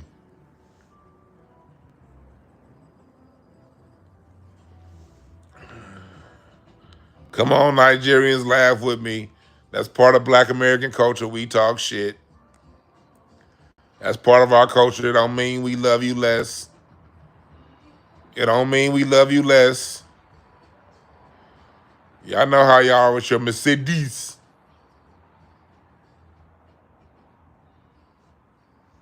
Nigga. That's part of being down with Black Americans, yo. You gotta take these jokes.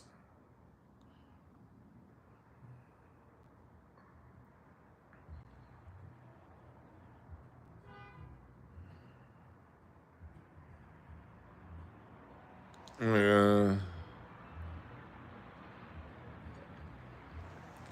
He said Africans be wearing a whole Nike sweatsuit with Puma sneakers. That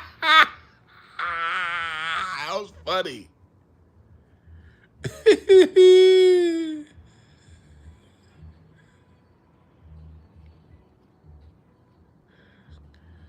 A strong cat. Clyde Stubblefield did not invent hip hop break beats. He invented funk break beats that hip hop sampled. Hip hop didn't invent nothing. That was a funk break beats.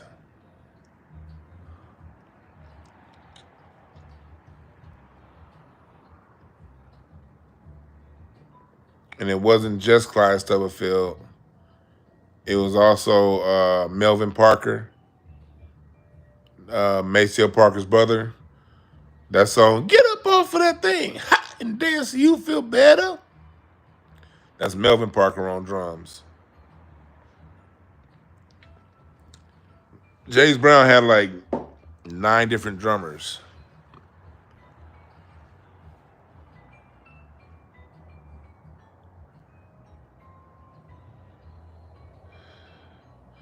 Hey man, no disrespect, but every time I saw Pascal Siakam in the finals, I was like, that nigga about to go rob a ship after this game is over with. That nigga Pascal Siakam like he about to go rob an oil rig. That nigga get to the game sweating. Nigga, did you just rob a cargo ship, nigga? This nigga robbed a cargo ship and came home and dropped 28 and 8. Like, god damn, that nigga balling.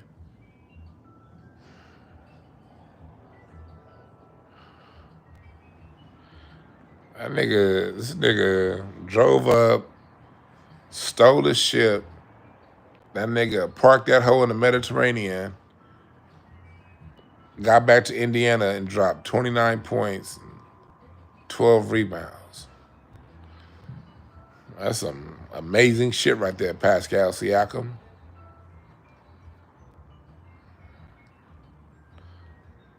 Yeah. Nigga said he had a machete stuck in his joints.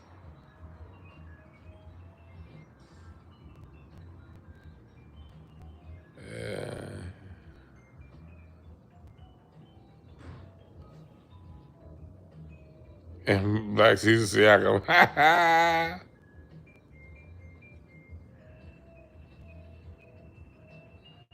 Yeah.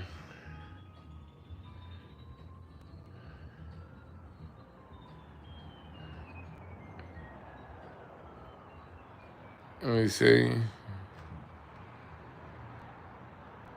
But yeah, dog, like, y'all know what it is. Don't let this Trump shit get you scared. Like, we can't let the Trump shit get you scared, get us scared from what's going on. Trump gonna do what he gonna do.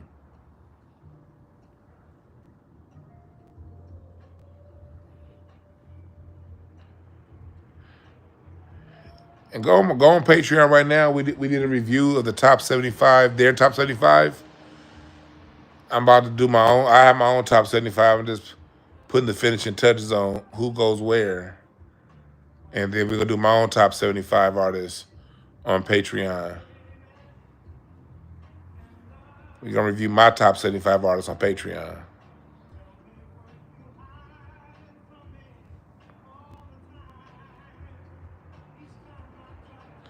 The Cash App is $Dewan B1. $Dewan B1. DWANN B1. Number one. You can live through everything. Other thing I want to say, I love the position we are in as a people.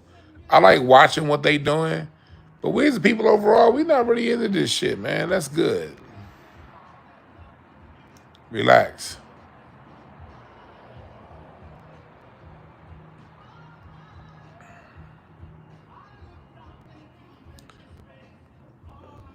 He said Africa be having brand new rayon shirts. Like, do we listen? Like the younger Africans will be doing this, but if it's any younger Africans in here, your daddy's guilty. Y'all niggas got all that goddamn shea butter, and y'all don't put none on your knuckles. The younger ones that know how to crisp their hairline up, they learn from their father's mistakes. But you motherfuckers fresh here, how you gonna have all that goddamn cocoa butter and shea butter and all that shit, and ain't not one dab of it on your knuckles? Nigga, if you don't get them old black gray ass knuckles out of here, I appreciate that, Noah Randall. 50 piece, I appreciate that. Yeah, you got all that goddamn shea butter, but your goddamn knuckles is gray than a motherfucker. Nigga, was you playing in ash? Like, these motherfuckers look like they just went to the sand and just ground their knuckles in the sand. Like they woke up in the morning, went to the beach, and went to the sand and did this.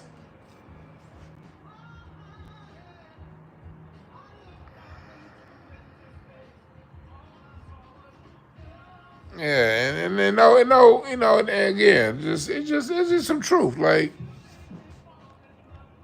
these dusty ass niggas, man. Yeah, you ever notice, like, you can just look at a dude, no matter how they dress, no matter what car they drove up in. You know a crunchy ass nigga when you see one, don't you? You can look at some niggas and be like, that nigga look like trouble. I don't know what it is. Is it an energy thing? They could be smiling. They could have on $5,000-$10,000 worth of clothes. But sometimes you know, like, that nigga ain't shit.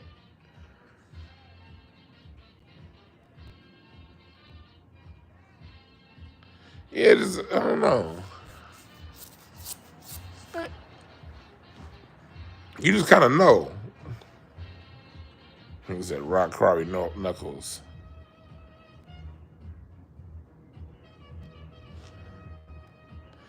I didn't say anything about bringing the best out of you. That's all. I'm over here talking about apples and oranges, and you talking about orangutans and monkeys. We having two different conversations, brother.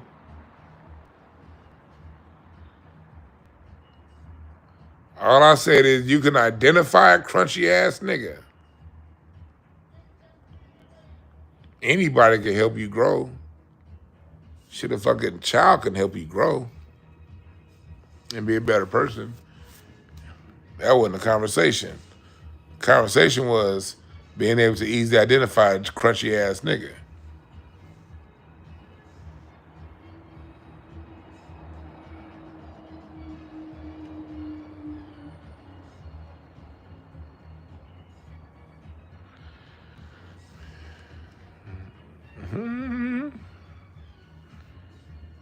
Yeah, man.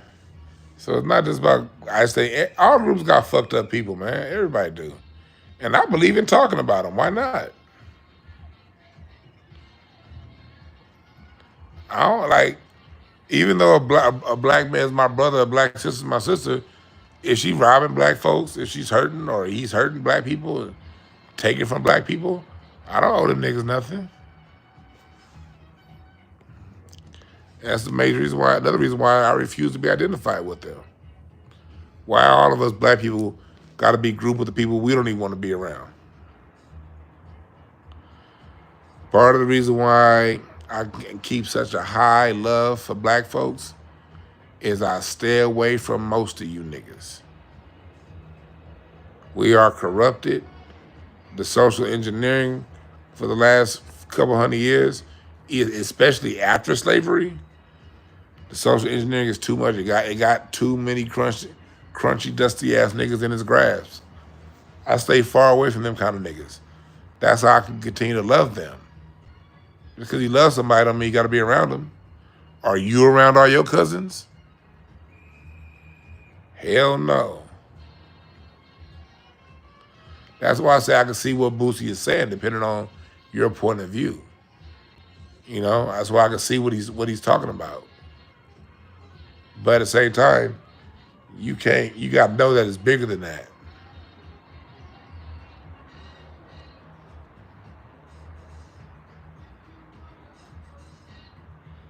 I have no issues, you know, with black folks, but certain, them kind of niggas that be loud as fuck all the time, always complaining about something, get the fuck away from me. Niggas that gotta say blood or cuz after every other word. And I have a few friends that do that we really cool with, but nigga, we do not hang out like that. You gotta say, I believe in your ability to exist, and I for damn sure gonna help fight for your freedom like I'm gonna fight for my freedom. But get the fuck away from me.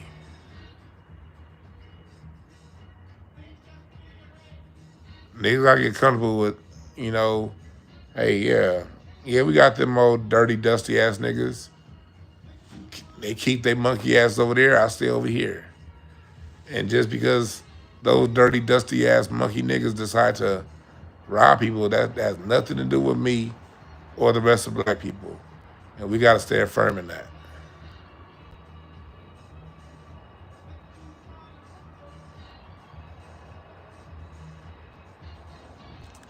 I got a nice, dope inner circle of black friends. On my black inner circle friends, I have a extremely dope inner circle. And just in my outer circle. My inner circle and outer circle, I mean, I'm around people I love, man.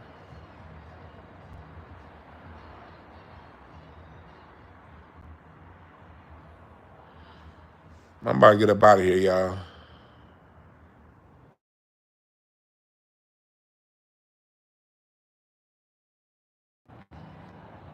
Oh, shit, it's froze. I got a call, my bad. That was a call. A call that came through. But we gotta love each other enough to know, hey, we different, but just because I still love you, but hey, I love you enough for you to keep your ass over there.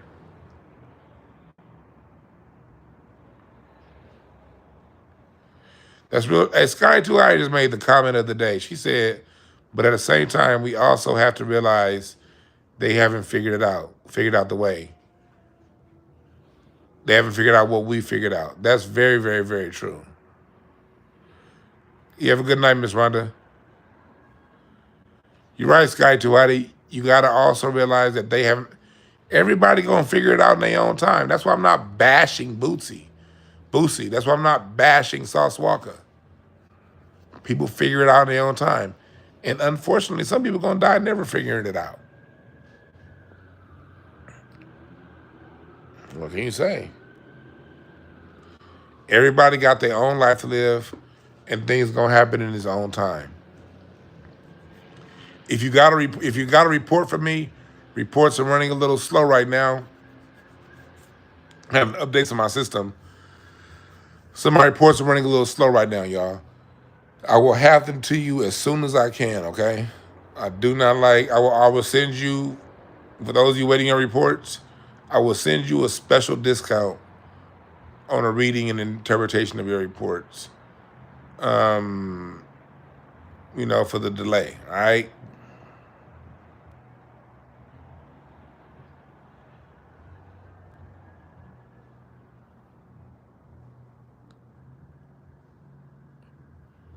Yeah, we figured it out in our own time. All right, thank you for that. Marrying as House Walker's a tether, yeah, but you know, it's some immigrants that are on code that do know what it is. So, you know, he is a tether, but because just based on his actions dictate that. But you know, let's have love and compassion for each other. Let's be willing to forgive ourselves the same way we forgive white folks that fuck up. All right.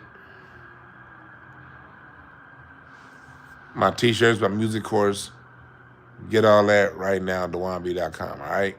We out.